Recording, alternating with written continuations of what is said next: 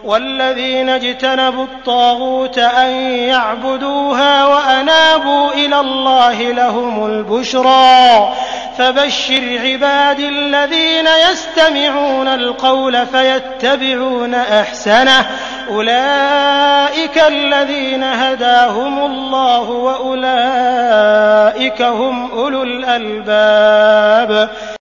ദുർമൂർത്തിയെ ആരാധിക്കുന്നത് വർജിക്കുകയും അല്ലാഹുവിലേക്ക് വിനയത്തോടെ മടങ്ങുകയും ചെയ്തവരാരോ അവർക്കാണ് സന്തോഷവാർത്ത.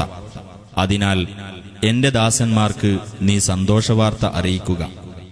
അതായത് വാക്ക് ശ്രദ്ധിച്ചു കേൾക്കുകയും അതിൽ ഏറ്റവും നല്ലത് പിൻപറ്റുകയും ചെയ്യുന്നവർക്ക്. അക്കൂട്ടർക്കാകുന്നു അല്ലാഹു മാർഗദർശനം നൽകിയിട്ടുള്ളത്. അവർ തന്നെയാകുന്നു ബുദ്ധിമാന്മാർ. അസ്സലാമു അലൈക്കും വറഹ്മത്തുള്ളാഹി വബറകാതുഹു. അഊദു ബില്ലാഹി മിനശ് ശൈത്വാനിർ റജീം. ബിസ്മില്ലാഹിർ റഹ്മാനിർ റഹീം. യാ അയ്യുഹൽ മുദ്ദസ്സിർ ഖും ഫഅൻസിർ വറബ്ബക ഫകബ്ബിർ വസിയാബക ഫതഹ്ഹിർ വറുജ്സ ഫഹ്ജുർ ولا تمنن تستكثر ولربك فاصبر فإذا نقر في الناقور فذلك يومئذ يوم عسير على الكافرين غير يسير. മാന്യ സഹോദരന്മാരെ, സഹോദരികളെ, സദസ്യരെ, ശ്രോതാക്കളെ, ഓരോരുത്തരും അള്ളാഹുവിനെ ഭയപ്പെടേണ്ടതുപോലെ ഭയപ്പെട്ട് അള്ളാഹുവിൻ്റെ ഇഷ്ടപ്പെട്ട ദാസന്മാരായി ദാസികളായി അവനെ പ്രീതിപ്പെടുത്താൻ പ്രവർത്തനത്തിലൂടെ പരിശ്രമിച്ച് അവൻ്റെ സാമീപ്യം നേടുവാനും അവൻ്റെ ഇഷ്ടപ്പെട്ട അടിമകളായി മാറുവാനും സദാ പാടുപെടുക, പരിശ്രമിക്കുക. അതിന് അല്ലാഹു നമുക്കേവർക്കും തൗഫീഖ് നൽകുമാറാകട്ടെ.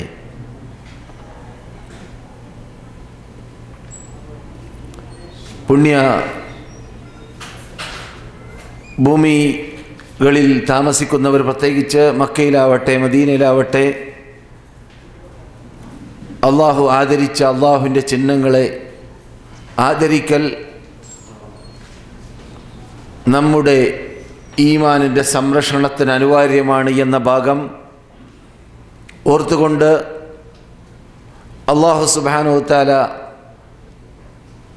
ആദരിച്ച പുണ്യഭൂമികളെ നാമും മലിനപ്പെടുത്താതെ അവകളിൽ താമസിക്കുന്ന വേളയിൽ പാപങ്ങൾ,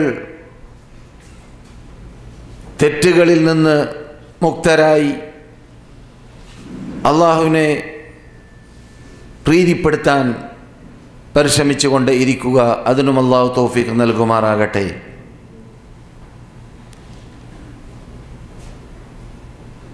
സഹോദരന്മാരെ, സഹോദരികളെ,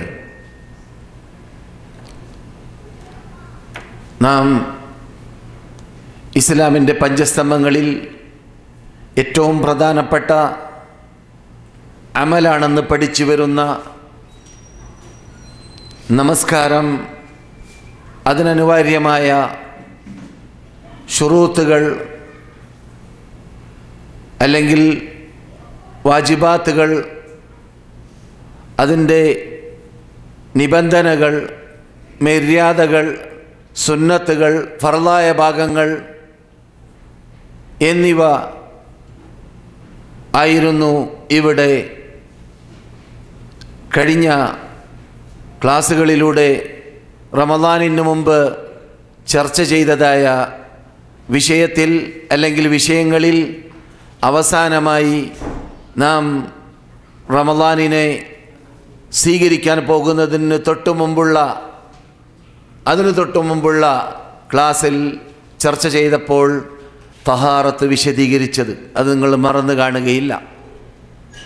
ആവശ്യമുള്ളവർക്ക് ഇവൻ്റെ ശബ്ദത്തിലൂടെ കേൾക്കണമെന്ന് പഠിക്കണമെന്ന് ആഗ്രഹമുണ്ടെങ്കിൽ മാത്രം നെറ്റിൽ കൂടി അത് ലഭിക്കും. നോട്ടായി നമ്മുടെ ഇസ്ലാമിക് യൂണിവേഴ്സിറ്റി പണ്ഡിതന്മാർ, പ്രവർത്തകന്മാർ, വിദ്യാർത്ഥികൾ, നമ്മുടെ പ്രവർത്തകന്മാർ അത് നമ്മുടെ സൗകര്യാർത്ഥം ക്ലാസ് മെമ്പർമാർക്കും അല്ലാത്തവർക്കും പഠിക്കാനുള്ള സൗകര്യാർത്ഥം കുറിപ്പായി നോട്ടായി തയ്യാർ ചെയ്തത് നെറ്റിൽ ഇറക്കിയിട്ടുമുണ്ട്, വായിക്കാം. തഹാറത്ത് എന്ന വിഷയം സംസാരിച്ചപ്പോൾ ഇവൻ പറഞ്ഞിരുന്നു, കഴിഞ്ഞ ക്ലാസ്സിൽ തൊട്ട ക്ലാസ്സിൽ ചർച്ച ചെയ്തത് മലക്കുകളെക്കുറിച്ചാണല്ലോ, അതിൻ്റെ കുറിപ്പ് നിങ്ങൾക്ക് ഇന്ന് ലഭിക്കും. ആ മലക്കുകളെക്കുറിച്ച് വിശ്വാസപരമായ കാര്യങ്ങൾ വിശദീകരിച്ചപ്പോഴാണ് നാം സംസാരിച്ചത്, ചർച്ച ചെയ്തത്. തൊട്ട് നിൽക്കുന്ന വിഷയം എന്താണ്? ഇബാദാത്ത്, ആരാധന കർമ്മങ്ങൾ, കർമ്മപരമായ കാര്യങ്ങൾ. നമ്മുടെ ജീവിതത്തിൽ നാം പരിപൂർണ മുസ്ലിം ആവണമെങ്കിൽ വിശ്വാസത്തിൽ മാത്രം പരിമിതമായാൽ പോരാ, മറിച്ച് ആമനു വഅമിലു സാലിഹാത്ത്, ആമനു വഅമിലു സാലിഹാത്ത് എന്ന് റബ്ബ് ഖുർആനിൽ പല തവണ മടക്കി പറയും. നാം കണ്ട് കേട്ട് പഠിച്ച് വായിച്ച് പരിചയമുള്ളതാണ്. വിശ്വസിക്കുകയും സൽക്കർമ്മങ്ങൾ ചെയ്യുകയും ചെയ്തവർ എന്ന്. ലാ ഇലാഹ ഇല്ലല്ലാഹ് എന്ന് ഹൃദയം തൊട്ട് കെട്ടുറപ്പുള്ള വിശ്വാസം ഒരാൾ വിശ്വസിച്ച് കഴിഞ്ഞാൽ ആ വിശ്വാസത്തോടു കൂടിയാണ് അയാൾ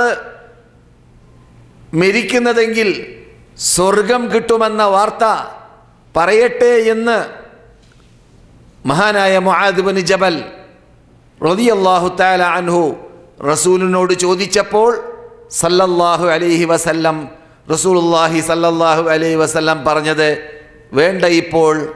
എന്തുകൊണ്ട്?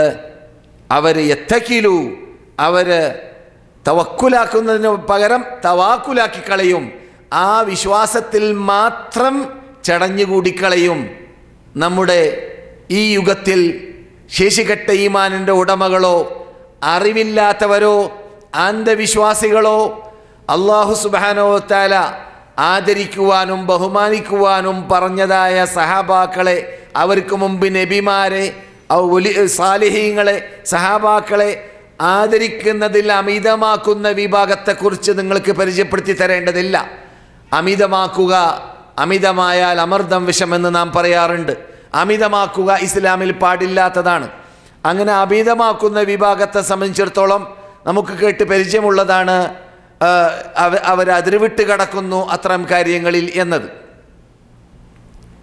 എന്നാൽ കഴിഞ്ഞ ക്ലാസ്സിൽ നാം പറഞ്ഞതായ തഹാറത്ത് പറയുമ്പോൾ അത് ഇബാദത്തിലൂടെയാണ് തഹാറത്ത് പറയുന്നത്. ആ ഇബാദത്തിനോട് തൊട്ട് മുമ്പ് പറഞ്ഞത് അത് വിശ്വാസപരമായ കാര്യങ്ങളാണ്. ആ വിശ്വാസപരമായ കാര്യങ്ങൾ പറഞ്ഞപ്പോഴാണ് നാം കഴിഞ്ഞ ക്ലാസ്സിലൂടെ ഇവിടെ ഉണർത്തിയത് റസൂലുള്ളാഹി സ്വല്ലല്ലാഹു അലൈഹി വസല്ലം എന്തുകൊണ്ടാണ് ഒരാൾ ലാ ഇലാഹ ഇല്ലല്ലാഹയുടെ ഉടമയായി കഴിഞ്ഞാൽ അദ്ദേഹത്തിന് മതി എന്ന പദം പ്രചരിപ്പിക്കാൻ, പിന്തിപ്പിക്കാൻ കാരണം അതോടൊപ്പം നമസ്കരിക്കണം, നോമ്പ് പിടിക്കണം, സക്കാത്ത് കൊടുക്കണം, ഹജ്ജ് ചെയ്യണം നിർബന്ധമായവരാണെങ്കിൽ, അപ്രകാരം മറ്റു ബാധ്യതകളെല്ലാം നിർവഹിക്കണം, മാതാപിതാക്കളുടെ ബാധ്യതകൾ നിർവഹിക്കണം, ഭാര്യ ഭർത്തൃബന്ധങ്ങൾ നിർവഹിക്കണം, അപ്രകാരം കുട്ടികളുടെ ശിക്ഷണം ഇസ്ലാമിക നിയമം അനുസരിച്ചിട്ട് ചലിക്കണം, നീങ്ങണം എന്നീ കാര്യങ്ങളൊക്കെ ഉൾക്കൊണ്ടാലേ ലാ ഇലാഹ ഇല്ലല്ലാഹ് മുഹമ്മദുർ റസൂലുള്ളാഹ് എന്ന ആ വാക്ക് സത്യവചനമായി ആ പറയുന്നവനിൽ മാറുകയുള്ളൂ എന്നത് പഠിപ്പിക്കാൻ വേണ്ടി ആയിരുന്നു റസൂലുള്ളാഹി സ്വല്ലല്ലാഹു അലൈഹി വസല്ലം ഇപ്പോൾ പറയേണ്ട മുആദേ എന്ന് പറഞ്ഞത് എന്ന് നാം കഴിഞ്ഞ ക്ലാസ്. മുഹമ്മദുർ റസൂലുള്ളാഹി എന്ന് പറയുമ്പോൾ റസൂലുള്ളാഹി സല്ലല്ലാഹു അലൈഹി വസല്ലമിനോടുള്ള പരിപൂർണ ഇത്തിബാ, പിന്തുടർച്ച ഉണ്ടാവുകയും വേണം. അതുകൊണ്ടാണ് നാം പണ്ട് തന്നെ പറയാറുണ്ട്, മനപ്പാടമുള്ളതാണ്. ഒരു വ്യക്തി, മുസ്ലിമായ വ്യക്തി അവൻ്റെ വിശ്വാസം ക്ലിയർ ആവേണമെങ്കിൽ, അവൻ ചെയ്യുന്ന അമലുകൾ സ്വീകാര്യോഗ്യമാവേണമെങ്കിൽ എന്ത് വേണം? ആദ്യം ഇഖ്ലാസ് വേണം. രണ്ടാമത്തത് ഇവിടെ അന്ത്യവിഷമ കൊള്ളുന്ന നബിയുനാ മുഹമ്മദ് റസൂലുള്ളാഹിയോടുള്ള പിന്തുടർച്ച വേണം. ഈ രണ്ട് നിബന്ധന വെക്കാത്ത ഒരു നിസ്കാരം മീതെ കയറൂല, ഒരു അമലും മീതെ കയറൂല. രണ്ട് നിബന്ധനയാണ് അള്ളാൻ്റെ അടുക്കൽ അമൽ സ്വീകാര്യോഗ്യമാവാൻ. അതെ, ഇങ്ങനെയുള്ള അമലുകളിൽ നാം ഇബാദാത്തുകൾ പറയാൻ വേണ്ടി റമളാനിന് മുമ്പ് സെലക്ട് ചെയ്തത് ആദ്യം നമസ്കാരമായതുകൊണ്ട് തന്നെ നമസ്കാരം പറയാൻ വേണ്ടി നാം ആദ്യമായി ചർച്ച ചെയ്യേണ്ടത് എന്താണ്? നമസ്കാരം അള്ളാഹുവിന്റെ അടുക്കൽ സ്വീകാര്യോഗ്യമാവേണമെങ്കിൽ അതിനുള്ള നിബന്ധനകൾ. അപ്പോഴാണ് നാം എന്ത് ചർച്ച ചെയ്തത്? തഹാറത്ത്. ഓർക്കുന്നുണ്ടല്ലോ, തഹാറത്ത്, ശുദ്ധീകരണം. ഈ ശുദ്ധീകരണത്തെക്കുറിച്ച് ചെറിയ രൂപത്തിൽ അതിനെ സംബന്ധിച്ച് ചർച്ച ചെയ്യുന്ന ആയത്തുകൾ, ഹദീസുകൾ വിശദീകരിച്ചു. ഈ തഹാറത്തിൽ മുൻപന്തിയിൽ നിൽക്കുന്ന, ഉന്നതയിൽ നിൽക്കുന്ന ഒരു വിഭാഗം അവരാണ് മുസ്ലിങ്ങൾ. മുസ്ലിങ്ങളെപ്പോലെ തഹാറത്തിന് പ്രാധാന്യം നൽകുന്ന ഒരു മതവും ഒരു ശാസ്ത്രവും ലോകം കണ്ടിട്ടേ ഇല്ല. ഇതുവരെ അങ്ങനെയുള്ള വിഭാഗത്തെ ലോകത്തിൽ കണ്ടിട്ടില്ല, കാണാൻ പാടുള്ളതുമല്ല. കാരണം അത് നമ്മെ അള്ളാഹ് ആദരിച്ചതായ ഒരു ശൈലിയാണ്, നമുക്കുള്ള പ്രത്യേകതയാണ്. മറ്റുള്ളവരിൽ അതില്ല. അവർ ചിലപ്പോൾ നജാസത്തുകൾ നീക്കം ചെയ്യാൻ വരേക്കും ഉപയോഗിക്കുന്നുണ്ടാവാം. ഒന്നും ഉപയോഗിച്ചോളണമെന്നില്ല, പ്രകടമായി കാണുന്നതിൽ നിന്നിട്ട് ദൂരപ്പെടുത്തുക എന്നത് മാത്രമായിരിക്കാം. ഇസ്ലാമിൽ അനുവദനീയമാണ് കല്ല് കൊണ്ട് നജാസത്ത് ശുദ്ധീകരിക്കൽ. എപ്പോൾ ഇസ്തിൻജാ, ഇസ്തിജ്മാർ എന്നീ രണ്ട് സാധനം നാം ചെറുപ്പത്തിൽ പഠിക്കാറുണ്ട്. ഇസ്തിൻജാ, ഇസ്തിജ്മാർ, വെള്ളം കൊണ്ട് ശുദ്ധീകരണം അല്ലെങ്കിൽ കല്ല് കൊണ്ട് ശുദ്ധീകരണം. അത് ഇസ്ലാം അനുവദിച്ച ശൈലിയാണ്. എന്തിനാണ്? എപ്പോഴെങ്കിലും വെള്ളമില്ലാതെ പ്രയാസപ്പെടുകയാണെങ്കിൽ ശുദ്ധി ഒഴിവാക്കാൻ പാടുള്ളതല്ല. ശുദ്ധി അനിവാര്യമാണ്, ശുദ്ധി അത്യാവശ്യമാണ് എന്ന് പഠിപ്പിക്കാൻ വേണ്ടി തന്നെ രണ്ടും ഒരുമിച്ച് കൂട്ടുകയാണെങ്കിൽ അതാണ് ഉത്തമം. അതേ സമയത്ത് വെള്ളം വളരെ ചുരുക്കമാണെങ്കിൽ ഉദു പിടിക്കാൻ മാത്രമേ വെള്ളമുള്ളൂ, അതേസമയത്ത് ഇസ്തിൻജാന് വെള്ളമില്ല എന്ന് കണ്ടാൽ എന്ത് ചെയ്യാം? കല്ലുകൊണ്ടോ അല്ലെങ്കിൽ നമ്മുടെ ഇന്നത്തെ കാലഘട്ടത്തിൽ ടിഷ്യൂ പേപ്പർ പോലത്തെ വാസനയെയും കളറിനെയും അപ്രകാരം അതിൻ്റെ രുചിയെയും എല്ലാം നീക്കം ചെയ്യുന്നതായ രൂപം കൈക്കൊള്ളുന്നതായ എന്തും ഉപയോഗിക്കുന്നതുകൊണ്ട് വിരോധമില്ല. പക്ഷേ ഈ നിബന്ധന വെച്ചുകൊണ്ടല്ല ശുദ്ധീകരിക്കുന്നവർ, മുസ്ലിങ്ങളല്ലാത്തവർ ശുദ്ധീകരിക്കുന്നത്. അവർ ഭൗതിക കാര്യങ്ങൾക്ക് വേണ്ടിയാണ്. ഒന്നിരിക്കലോ രോഗം പിടിപെട്ടു പോകരുത്, അല്ലെങ്കിൽ ചൊറി പിടിപെട്ടു പോകരുത്, അല്ലെങ്കിൽ വേറെ വല്ല പ്രയാസം പിടിപെട്ടു പോകരുത്. ഭൗതികമായ പ്രയാസത്തെ പേടിച്ചുകൊണ്ടായിരിക്കും വല്ലരും കാട്ടുന്നുണ്ടെങ്കിൽ കാട്ടുക, അവരുടെ നവാഫത്ത്. അതുകൊണ്ട് തന്നെ റസൂലുള്ളാഹി സ്വല്ലല്ലാഹു അലൈഹി വസല്ലം അമുസ്ലിങ്ങളുടെ പാത്രം ഉപയോഗിക്കുന്നതിനെ വിരോധിച്ചു. എന്തുകൊണ്ട്? അതിൽ നജസ് ഉണ്ടാവാൻ സാധ്യതയുള്ളത് കൊണ്ട്. നജസില്ല എന്നുറപ്പായാൽ, ശുദ്ധീകരിക്കപ്പെട്ട് കഴിഞ്ഞാൽ അവരുടെ പാത്രത്തെ നമുക്ക് ഉപയോഗിക്കാം. അത് പാത്രം അവരുടെ പാത്രമായതുകൊണ്ടല്ല, പാത്രം അവരുപയോഗിച്ചതായതുകൊണ്ടാണ്. അപ്പോൾ അവർക്ക് അവരുടെ നിഗമനത്തിൽ ശുദ്ധി അശുദ്ധി എന്നത് അവർ വേർതിരിച്ച് കാണുകയില്ല. ഇവിടെയെല്ലാം പ്രസക്തിയുള്ള കാര്യമാണ് അമുസ്ലിങ്ങളെ കൊണ്ട് വീട്ടിൽ ജോലി ചെയ്യിപ്പിക്കുമ്പോൾ വരുന്ന പ്രയാസം. പലരും നമ്മിൽ ഇപ്പോൾ കാട്ടാറുള്ളതാണ്. കേരളത്തിലൊക്കെ വ്യാപകമാണ് ഇപ്പോൾ എന്നാണ് അറിവ്. കേരളത്തിലും അറബിയിലും അനറബിയിലും എവിടെയും. അതെ, നമ്മുടെ വസ്ത്രം ശുദ്ധീകരിക്കുക, ശുദ്ധീകരണം എന്ന പദത്തിൻ്റെ കീഴിൽ വരുന്ന കാര്യങ്ങളെ അമുസ്ലിങ്ങൾ കേൾപ്പിച്ചാൽ ശരിയാവില്ല. കാരണം അവരുടെ ശുദ്ധീകരണം നമുക്കറിയൂലേ. അവർ ഇസ്ലാം ഉദ്ദേശിക്കുന്ന രൂപത്തിലുള്ള ശുദ്ധീകരണം അവർ നടത്തൂല. എന്തുകൊണ്ട്? അവർക്ക് നജാസത്ത് എന്നൊരു സാധനമില്ല. അത് നജസാണ്. അത് തട്ടിയാൽ നമസ്കാരം കൊള്ളൂല, അത് തട്ടിയാൽ നമുക്ക് റബ്ബിൻ്റെ മുമ്പിൽ നിൽക്കാൻ പറ്റൂല, അത് തട്ടിയാൽ ഒന്നും ശരിയാവൂല എന്നീ കാര്യം അവരുടെ മുമ്പിൽ ഇല്ലാത്തത് കൊണ്ട് ആ നിബന്ധന അവർ പാലിക്കൂല. അതുകൊണ്ട് തന്നെ ആ നിബന്ധന പാലിക്കുന്ന മുസ്ലിങ്ങളുടെ വീട്ടിൽ അങ്ങനെയുള്ള അമുസ്ലിം സ്ത്രീകളെയോ അമുസ്ലിം പുരുഷന്മാരെയോ തഹാറത്തുമായി ബന്ധിപ്പിക്കുന്ന കാര്യത്തിൽ ജോലി ചെയ്യിപ്പിക്കുക എന്നത് നമ്മുടെ ഇസ്ലാമിക ആവേശത്തെയും ഇസ്ലാമിക വികാരത്തെയും തളർത്തുന്ന ഭാഗമാണ്. ഇസ്ലാമിക ആവേശവും വികാരവും ഉള്ള ഒരു മനുഷ്യൻ അത് കാട്ടൂല. അതിന് രണ്ട് രൂപമുണ്ട്. ഒന്ന്, എന്തടോ നിന്റെ റസൂലുള്ളാഹിന്റെ ഒരു ശൈലിയുണ്ട്, ലാ യഅകുലു തആമക ഇല്ലാ മുഅ്മിൻ, നിന്റെ കാശ് മുഅ്മിനെ കൊണ്ട് തീറ്റിപ്പിക്കണം കഴിയുന്നതും എന്ന് പറഞ്ഞാൽ, നീ ഒരു 100 ആൾ വർക്ക് ചെയ്യുന്നതായ ഒരു ഫാക്ടറി ഉണ്ടാക്കി കഴിഞ്ഞാൽ ആ 100 ആളും വർക്ക് ചെയ്യുന്നവർ മുസ്ലിങ്ങളാക്കാൻ പറ്റുമെങ്കിൽ അങ്ങനെ ചെയ്യുക. പ്രത്യേക പരിതസ്ഥിതിയിൽ നമ്മുടെ അയൽവാസികളായതുകൊണ്ടോ അല്ലെങ്കിൽ നമ്മുടെ നാട്ടിൻ്റെ നിയമം അങ്ങനെ ആയതുകൊണ്ടോ അല്ലെങ്കിൽ അമുസ്ലിങ്ങളിൽ മാത്രമാണ് ഇത്തരം കാര്യങ്ങൾ അറിയുന്നവരുള്ളൂ, എഞ്ചിനീയർമാരുള്ളൂ എന്നീ കാരണത്താലല്ലാതെ നാം നമ്മുടെ മുസ്ലിങ്ങളുടെ ഇടയിൽ തന്നെ അതിന് കഴിവും കൽപ്പമുള്ളവരുള്ളതോടുകൂടി എന്ത് ചെയ്യരുത്, മറ്റുള്ളവർക്ക് ആ ചാൻസ് കൊടുക്കരുത്. അത് വർഗീയതയല്ല, അത് ഇസ്ലാമിനോടുള്ള ഭക്തിയാണ്, മുസ്ലിങ്ങളോടുള്ള സ്നേഹമാണ്. മനസ്സിലായില്ലേ? അവരുടെ മതവുമായിട്ട് അവരുടെ ആദർശമായി നീങ്ങിക്കോട്ടെ. നമുക്ക് നമ്മുടെ ആദർശത്തെ സംരക്ഷിക്കണം, നമുക്ക് നമ്മുടെ നമസ്കാരത്തെ സ്വീകാര്യോഗ്യമാക്കി മാറ്റണം. അപ്പോൾ നമ്മുടെ വീട്ടിൽ ശുദ്ധീകരണവുമായി ബന്ധിക്കുന്ന കാര്യത്തിൽ മുസ്ലിം സ്ത്രീകൾ വർക്ക് ചെയ്യുമ്പോൾ അവിടെ മൂത്രം തട്ടിയോ ഇല്ലേ എന്നുള്ളത് അവർ ശ്രദ്ധിക്കൂലല്ലോ, സംശയമേ ഇല്ല. ഇത് നമ്മുടെ നാട്ടിൽ ഇപ്പോൾ ഗൾഫിൽ വന്നിട്ട് കാശുണ്ടാക്കിയവരുടെ വീടുകളിലൊക്കെ വ്യാപകമാണ്. മുസ്ലിം സ്ത്രീകളെ കൊണ്ടും പുരുഷന്മാരെ കൊണ്ടൊക്കെ ജോലി ചെയ്യിപ്പിക്കുക എന്നതൊക്കെ. അവർ വീട് പണിയെടുത്തോട്ടെ, വീട് പണിഞ്ഞോട്ടെ. അതേ സമയത്ത് തഹാറത്തുമായി ബന്ധിക്കുന്ന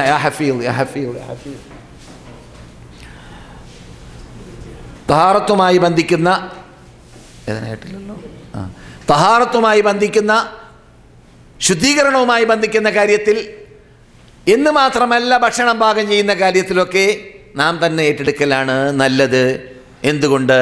സൂക്ഷ്മത പാലിക്കാൻ. റസൂലുള്ളാഹി പറയുന്നു, അമുസ്ലിങ്ങളുടെ പാത്രത്തിൽ നാം എന്ത് ചെയ്യാൻ പാടില്ല, അത് ഉപയോഗിക്കാൻ പാടില്ല. ഉദു പിടിക്കാനോ അല്ലെങ്കിൽ മറ്റെന്തെങ്കിലും ആവശ്യാർത്ഥമോ വേറെ ഇല്ലെങ്കിൽ ഒഴിച്ച് ഉണ്ടെങ്കിൽ അതാണ് ഉപയോഗിക്കേണ്ടത്. അതേ സമയത്ത് അത് ശുദ്ധീകരിച്ച് നജാസത്തില്ല എന്ന് ഉറപ്പായാൽ ഉപയോഗിക്കുന്നതുകൊണ്ട് വിരോധവും ഇല്ല. അപ്പോൾ നാം ഇപ്പോൾ നജാസത്ത് എന്ന വിഷയം പറയാനാണ് തുടങ്ങിയത് എന്ന് നിങ്ങൾ മനസ്സിലാക്കി അല്ലേ? നജാസത്ത് എന്ന വിഷയം പറയാൻ തുടങ്ങുന്നത് കൊണ്ടാണ് തഹാറത്ത് ശുദ്ധീകരണത്തിൻ്റെ നേരെ വിപരീതമാണെന്ത് നജാസത്ത്, എല്ലാവർക്കും അറിയാവുന്നതാണ്. അപ്പോൾ ഈ നജാസത്ത് നിന്ന് ശുദ്ധീകരിക്കാൻ വേണ്ടി നാം തീരുമാനിച്ചു കഴിഞ്ഞാൽ കാഷ്ടം, മൂത്രം പോലോത്തതായ നജസ്സുകളെ ശുദ്ധീകരിക്കാനും ഇസ്ലാം പറഞ്ഞതായ നിബന്ധനകൾ പാലിക്കണം. ഇസ്ലാമിൻ്റെ പ്രത്യേകത, നമ്മുടെ മതത്തിൻ്റെ പ്രത്യേകത, നമ്മുടെ മതത്തിൽ ഒരു കാര്യവും നമുക്ക് നന്മയുള്ളത്, നമുക്ക് തിന്മയുള്ളത്, നന്മയുള്ളതിനെ പറയാതെയും തിന്മയുള്ളതിനെ തൊട്ട് വിരോധിക്കാതെയും ഇസ്ലാം പരിപൂർണമായിട്ടില്ല. ഇസ്ലാം പരിപൂർണമായപ്പോൾ അൽയൗമ അക്മൽതു ലക്കും ദീനക്കും എന്ന ആയത്തിറങ്ങിയപ്പോൾ എന്തൊക്കെ റസൂലുള്ളാഹി സ്വല്ലല്ലാഹു അലൈഹി വസല്ലം പഠിപ്പിച്ചു, എങ്ങനെയാണ് കാഷ്ടിക്കേണ്ടത് എന്ന് വരേക്കും പഠിപ്പിച്ചു. കാഷ്ടിക്കാൻ എങ്ങനെ പോകണം കക്കൂസിലേക്ക് എന്ന് വരേക്കും, എങ്ങനെയാണ് മുദ്രിക്കേണ്ടതെന്ന് വരേക്കും പഠിപ്പിച്ചു, അകത്തേക്ക് എങ്ങനെ കടക്കണമെന്നത് വരേക്കും പഠിപ്പിച്ചു സല്ലല്ലാഹു അലൈഹി വസല്ലം. അത് നമ്മുടെ മതത്തിൻ്റെ പ്രത്യേകതയാണ്. അപ്പോൾ നാം നമസ്കാരം പറയുമ്പോൾ നമസ്കാരം ഒരു സാധാരണ ഇബാദത്തല്ല, നോമ്പ് പോലെയല്ല, ഹജ്ജ് പോലെയല്ല, സക്കാത്ത് പോലെയല്ല, ഇസ്ലാമിൻ്റെ മറ്റേത് നിർബന്ധ ചടങ്ങുകൾ പോലെയല്ല. നോമ്പ് പിടിക്കാൻ ഒതു വേണമില്ല എന്നില്ലല്ലോ. നോമ്പ് പിടിക്കാൻ ഒതു വേണമോ? ഇല്ല. ഹജ്ജ് ചെയ്യാൻ ഒതു വേണമോ? വേണോ? ഹജ്ജ് ചെയ്യാൻ ഒതു വേണ്ട സ്ഥലം ഒറ്റൊരു സ്ഥലത്താണ്. എവിടെയാണത്? തവാഫിൽ മാത്രമാണ്. തവാഫ് അല്ലാത്ത സന്ദർഭത്തിലൊക്കെ ഒതുവില്ലാതെയാണ്. അറഫയിൽ, മിനയിൽ, മുസ്ദലിഫയിൽ, സഫയിൽ, മറു എല്ലായിടങ്ങളിലും. ഹജ്ജ് ചെയ്യാൻ ഒതു വേണ്ടതില്ല, സക്കാത്ത് കൊടുക്കാൻ ഒതു വേണ്ടതില്ല. നമസ്കാരത്തിൻ്റെ പ്രത്യേകതയാണ്. 5 വക്ത് നമസ്കാരം എന്ന് പറയുമ്പോൾ അത് സാധാരണ അമലല്ല. നാം ചെയ്യുന്ന അമലുകളിൽ ഉന്നത നിലപാട് പുലർത്തുന്നതായ അമലാണ്. അങ്ങനെയുള്ള അമലായതുകൊണ്ട് തന്നെ നാം പറയാറുണ്ട് അത് വാനലോകത്തിൽ വെച്ചിട്ടാണ് നിർബന്ധമാക്കപ്പെട്ടത്. അത് നിർബന്ധമാക്കപ്പെട്ടതായ രാത്രിയെ സംബന്ധിച്ചിടത്തോളം മുഫസ്സിറുകൾ എന്നിട്ട് പലരും പറയുന്നതായിട്ട് കാണാം, ഷിട്ടികളെ മുഅ്മിനീങ്ങളെ സംബന്ധിച്ചിടത്തോളമല്ല, നബിയെ സംബന്ധിച്ചിടത്തോളം അവരുടെ ജീവിതത്തിൽ ഏറ്റവും ഇഷ്ടമുള്ള ദിവസം, ഏറ്റവും നബിയുടെ സ്റ്റാൻഡേർഡ് ഉയർന്നതായി നാം കണ്ട ദിവസം അത് ആ രാത്രിയായിരുന്നു. ഏത് രാത്രി? നമസ്കാരം നിർബന്ധമാക്കപ്പെട്ട രാത്രിയായിരുന്നു. എന്തുകൊണ്ട്? അന്നത്തെ രാത്രിയിലാണ് റസൂലുള്ളാഹി സ്വല്ലല്ലാഹു അലൈഹി വസല്ലം അള്ളാഹുമായി സംസാരിച്ച രാത്രി. അതിനൊപ്പം അപ്പുറം പറയേണ്ടതില്ലല്ലോ. ജിബ്രീൽ അലൈഹി ഇസ്ലാമിൻ്റെ ഒറിജിനൽ കോലത്തിൽ സിദ്റത്തുൽ മുൻതഹയിൽ വെച്ചിട്ട് കണ്ടതായ രാത്രി, സ്വർഗത്തെ കണ്ട രാത്രി, എല്ലാ അത്ഭുതങ്ങൾ കണ്ട രാത്രി. ആ രാത്രിയിലാണ് കൂട്ടരെ നാം ഇപ്പോൾ ചർച്ച ചെയ്ത് വരുന്നതായ നജാസത്ത്, തഹാറത്ത് പോലത്തതായ കാര്യങ്ങൾ അല്ലാഹു സുബ്ഹാനഹു വ തആല നിർബന്ധമാക്കി മാറ്റിയതായ ആ നമസ്കാരം നിർബന്ധമാകുന്നത്. ആ നമസ്കാരത്തിന് വേണ്ടി കളമൊരുക്കുന്ന ശൈലിയാണ് നാം കാണുന്നത്. അതിനുവേണ്ടി വെള്ളം, അതിനുവേണ്ടി സൂര്യൻ, അതിനുവേണ്ടി ചന്ദ്രൻ, അതിനുവേണ്ടി എല്ലാം. എന്നിട്ട് ആ നമസ്കാരത്തിന് കൂട്ടാക്കാതെ വിടാനോ തോന്നിയതുപോലെ നിസ്കരിക്കാനോ? അതെ, മനുഷ്യൻ ശേഷികെട്ട ഈമാനിൻ്റെ ഉടമ തെറ്റുവരാൻ സാധ്യതയുള്ള ആളാണ്. അല്പം മുമ്പ് ഒരു സഹോദരൻ ചോദിച്ചു, അരമണിക്കൂറായിട്ടില്ല,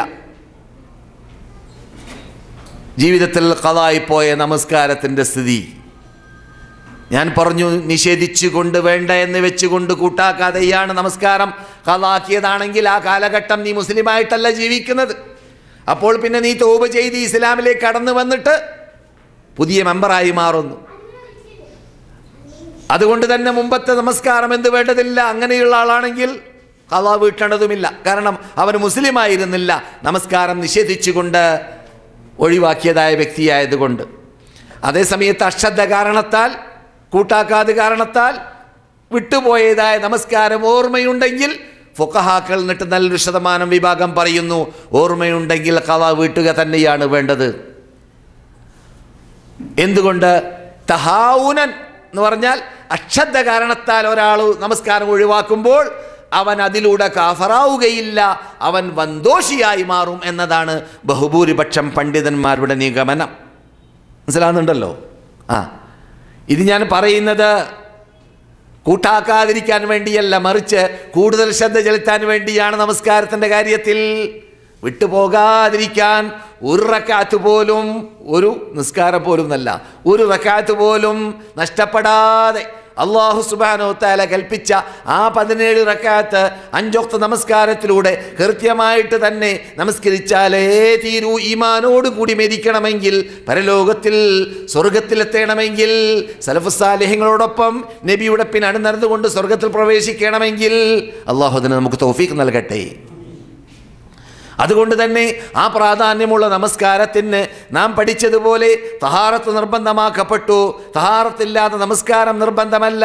എത്രത്തോളം സ്ത്രീകൾക്ക് മാസത്തിലൊരു പ്രാവശ്യം വരുന്നതായ മെൻസസ് ഉണ്ടാകുന്ന വേളയിൽ അവർക്ക് അല്ലാഹു സുബ്ഹാനഹു വ തആല നമസ്കാരം ഫ്രീ ആക്കി മാറ്റുന്നു. എന്തുകൊണ്ട്? അവർ ആ സന്ദർഭത്തിൽ ശുദ്ധിയുള്ളവരല്ലാത്തത് കൊണ്ട് തന്നെ. ആ സന്ദർഭത്തിൽ അവർ ശുദ്ധിയുള്ളവരല്ലാത്തത് കൊണ്ട് തന്നെ ഖുർആനിൽ വിശ്വസിക്കാത്ത, ഖുർആനിസ്റ്റ് എന്ന പേരും പറഞ്ഞുകൊണ്ട് നടക്കുന്ന ഹദീസ് നിഷേധികളായ നമ്മുടെ നാട്ടിലുള്ള 3 വഖ്തിൻ്റെ ആൾക്കാരുണ്ടല്ലോ, അവരുടെ സ്ത്രീകളൊക്കെ ഹൈദുള്ള സമയത്ത് നിസ്കരിക്കുന്നുണ്ടായിരിക്കാം. അവർക്ക് നിസ്കാരം തന്നെ ഇല്ല, അത് വേറെ കാര്യം. ഉണ്ടെങ്കിൽ തന്നെ 3 വഖ്താണ്, അത് രണ്ടാമത്തെ കാര്യം. മൂന്നാമത്തേത് 3 വഖ്ത് എങ്ങനെയാണ്, ഏത് ഭാഗത്തേക്കാണ് മുന്നിടുക, അല്ലാഹു അലം. അതിലൊന്നും നമുക്ക് രൂപം തന്നെ അറിയില്ല. കാരണം ഖുർആനിൽ വിശ്വസിക്കാത്തവരല്ലേ. കാരണം ഖുർആൻ പറയുന്നത്, ഈ ഖുർആന്റെ കൂടെ ഒരു ദൂതർ വരുന്നുണ്ട്, അവർ വിവരിച്ചു തരുന്ന രൂപത്തിലാണ് നിങ്ങൾ നിസ്കരിക്കേണ്ടത്, നോമ്പ് പിടിക്കേണ്ടത്, സക്കാത്ത് കൊടുക്കേണ്ടത്, ഹജ്ജ് ചെയ്യേണ്ടത് എന്ന്. എന്നാൽ ഖുർആനിൽ വിശ്വസിക്കാത്തത് കൊണ്ട് ഖുർആനിൻ്റെ ഈ ഭാഗം അവർ ഒഴിവാക്കിയത് കാരണത്താൽ റസൂലുള്ളാഹിയിലുള്ളതായ പിന്തുടർച്ച അവരിലില്ല.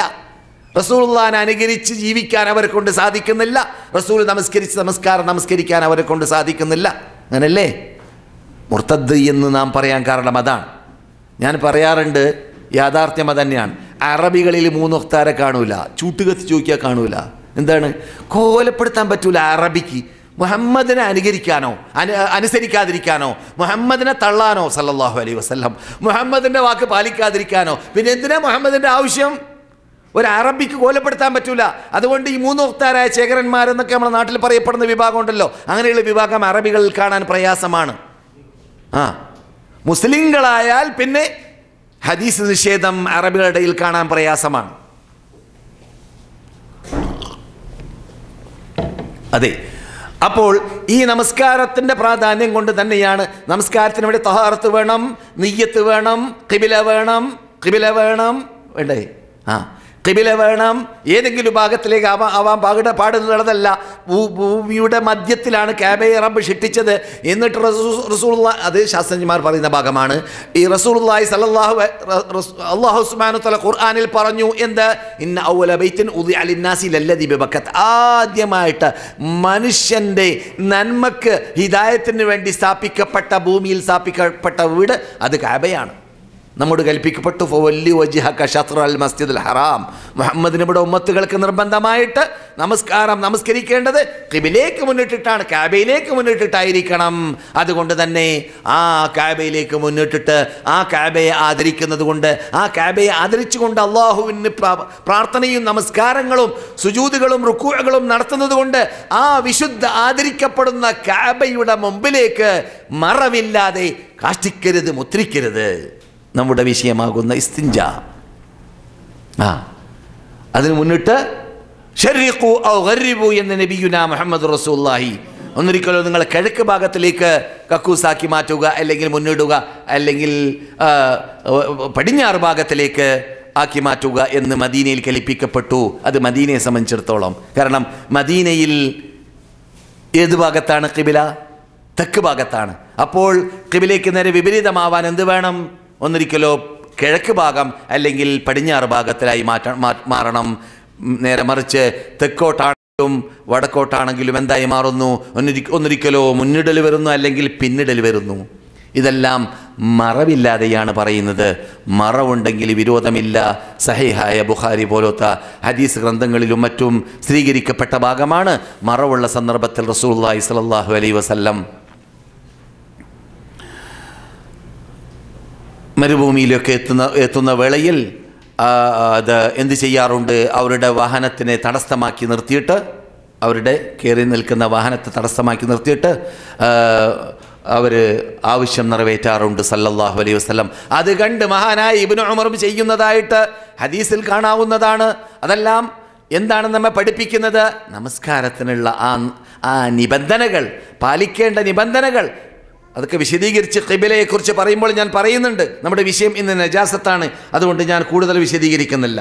പക്ഷേ നമസ്കാരത്തിൻ്റെ പുണ്യവും പ്രത്യേകതയും ആ ബഹുമതിയും മനസ്സിലാക്കാൻ വേണ്ടിയാണ് അല്ലാഹു സുബ്ഹാനഹു വ തആല നമ്മുടെ നമസ്കാരത്തെ, നോമ്പിനെ എന്നും ഉയർത്തപ്പെടുന്നുണ്ടോ? എന്ന് നോമ്പ് ഓർക്കുന്ന ആളുകളില്ല.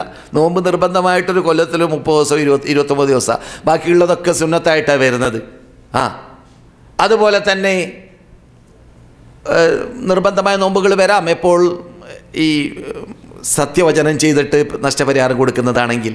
ഞാൻ പറഞ്ഞു വരുന്ന മൊത്തത്തിൽ നമുക്ക് കൽപ്പിക്കപ്പെട്ടത് ഫർളായ ഇത് 29 30 നോമ്പല്ലാത്ത ബാക്കിയുള്ളതെല്ലാം നമ്മോട് റസൂലുള്ളാഹി സ്വല്ലല്ലാഹു അലൈഹി വസല്ലം പറഞ്ഞ സുന്നത്തായ നോമ്പുകളാണ്, അല്ലേ?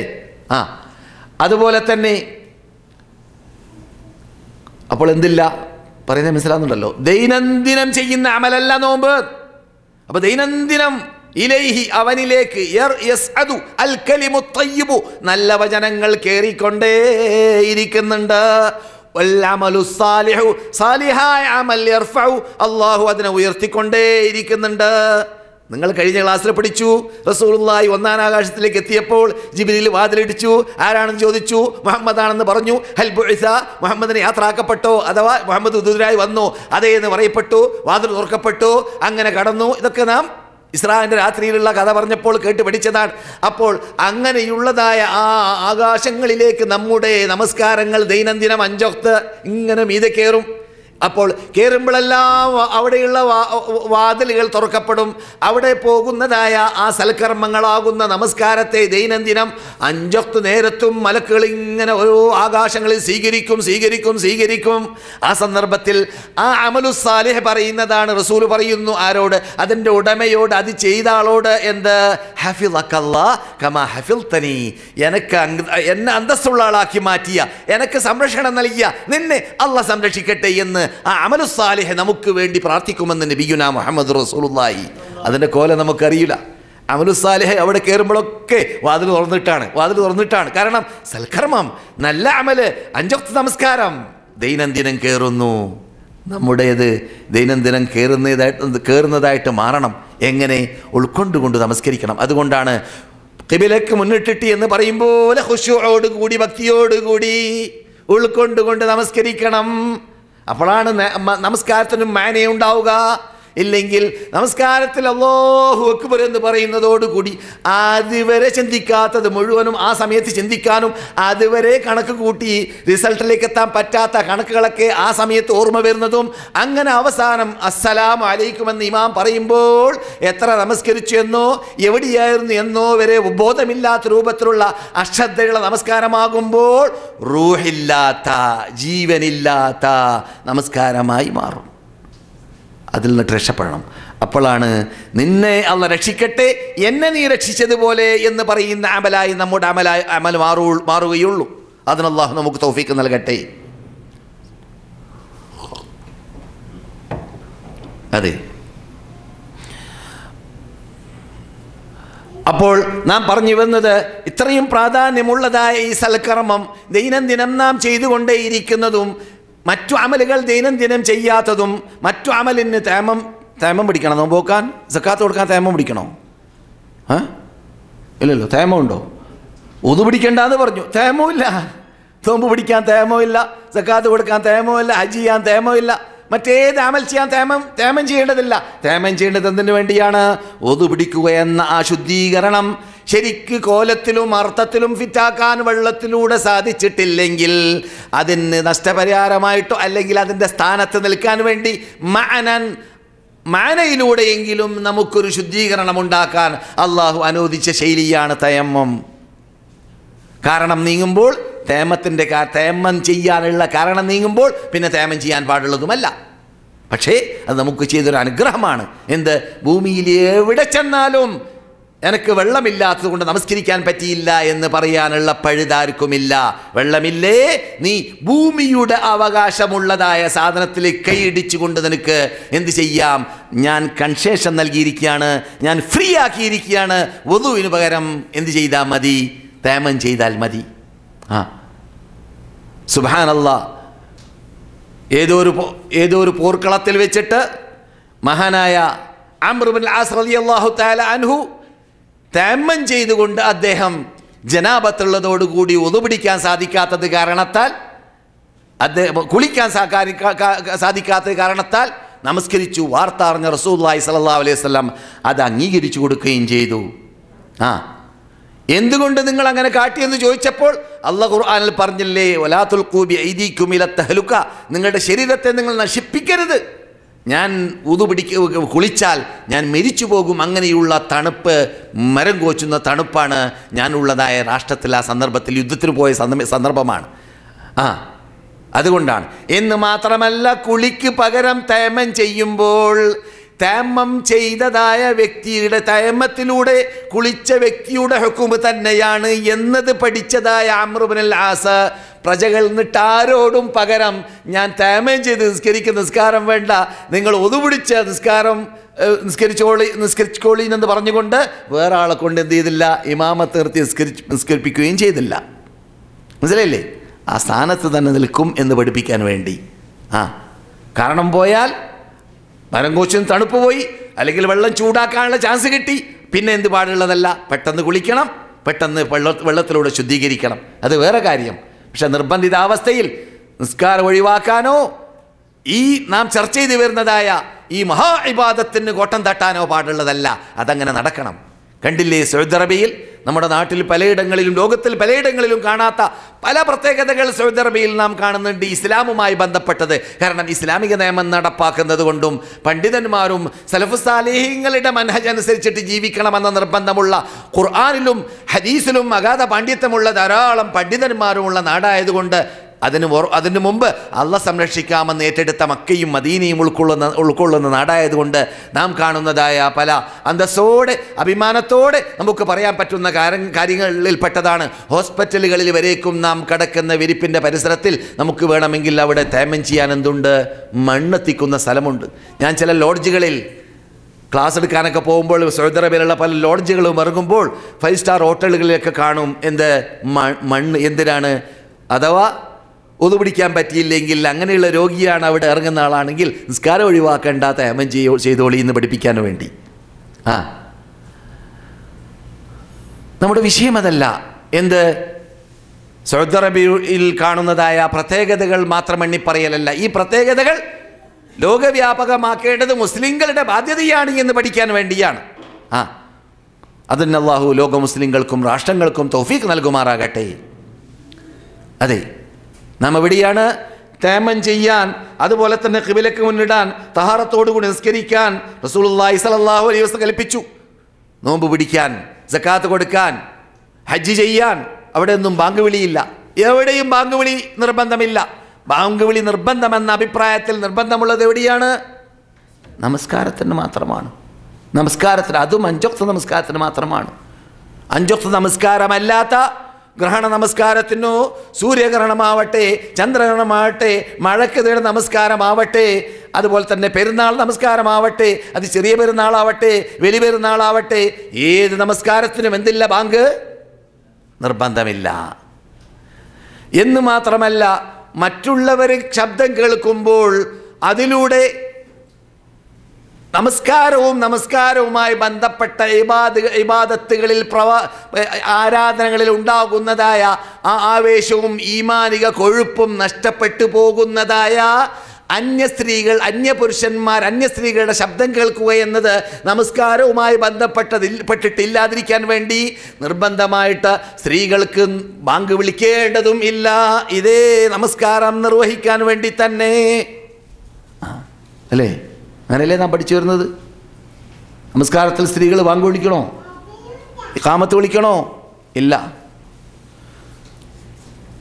ഒരു സഹാബി സ്ത്രീ ജമാഅത്തായിട്ട് വീട്ടുകാർക്ക്, പുരുഷന്മാർക്കല്ല, വീട്ടിലുള്ള സ്ത്രീകൾക്ക് ഞാൻ ജമാഅത്തായിട്ട് നിൽക്കട്ടെ എന്ന് ചോദിച്ചപ്പോൾ റസൂൽ അനുവദിച്ചപ്പോൾ അനുവദിച്ചതായ ആ സഹോദരിയുടെ, ആ സഹാബി സ്ത്രീയുടെ വീട്ടിലുള്ളതായ വയസ്സും പ്രായവുമുള്ളതായ മനുഷ്യൻ ആ സ്ത്രീകൾക്ക് വേണ്ടി അവിടെ ബാങ്ക് വിളിച്ചു പോകാറുണ്ടായിരുന്നു എന്ന് ചരിത്രത്തിൽ കാണുന്നു.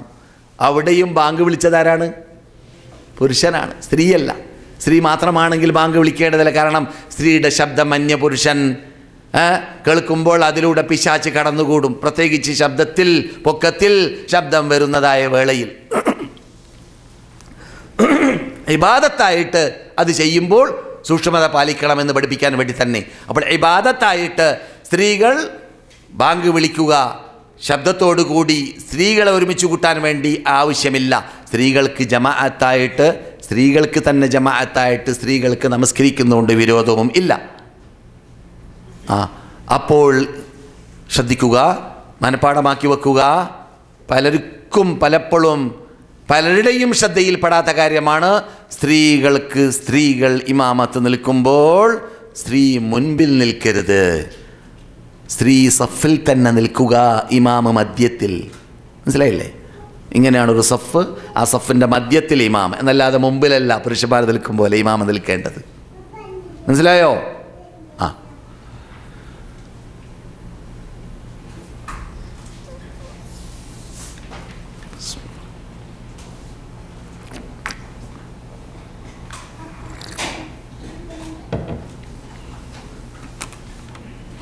പേരുകളുടെ അർത്ഥത്തെക്കുറിച്ച് സഹോദരിയോ സഹോദരനോ ചോദിക്കുകയാണ്. പേരുകളുടെ അർത്ഥങ്ങൾ പോലത്തതായ ചോദ്യങ്ങൾ ഫോണിലൂടെയും മറ്റും വിശദീകരിച്ച് ചോദിക്കുക.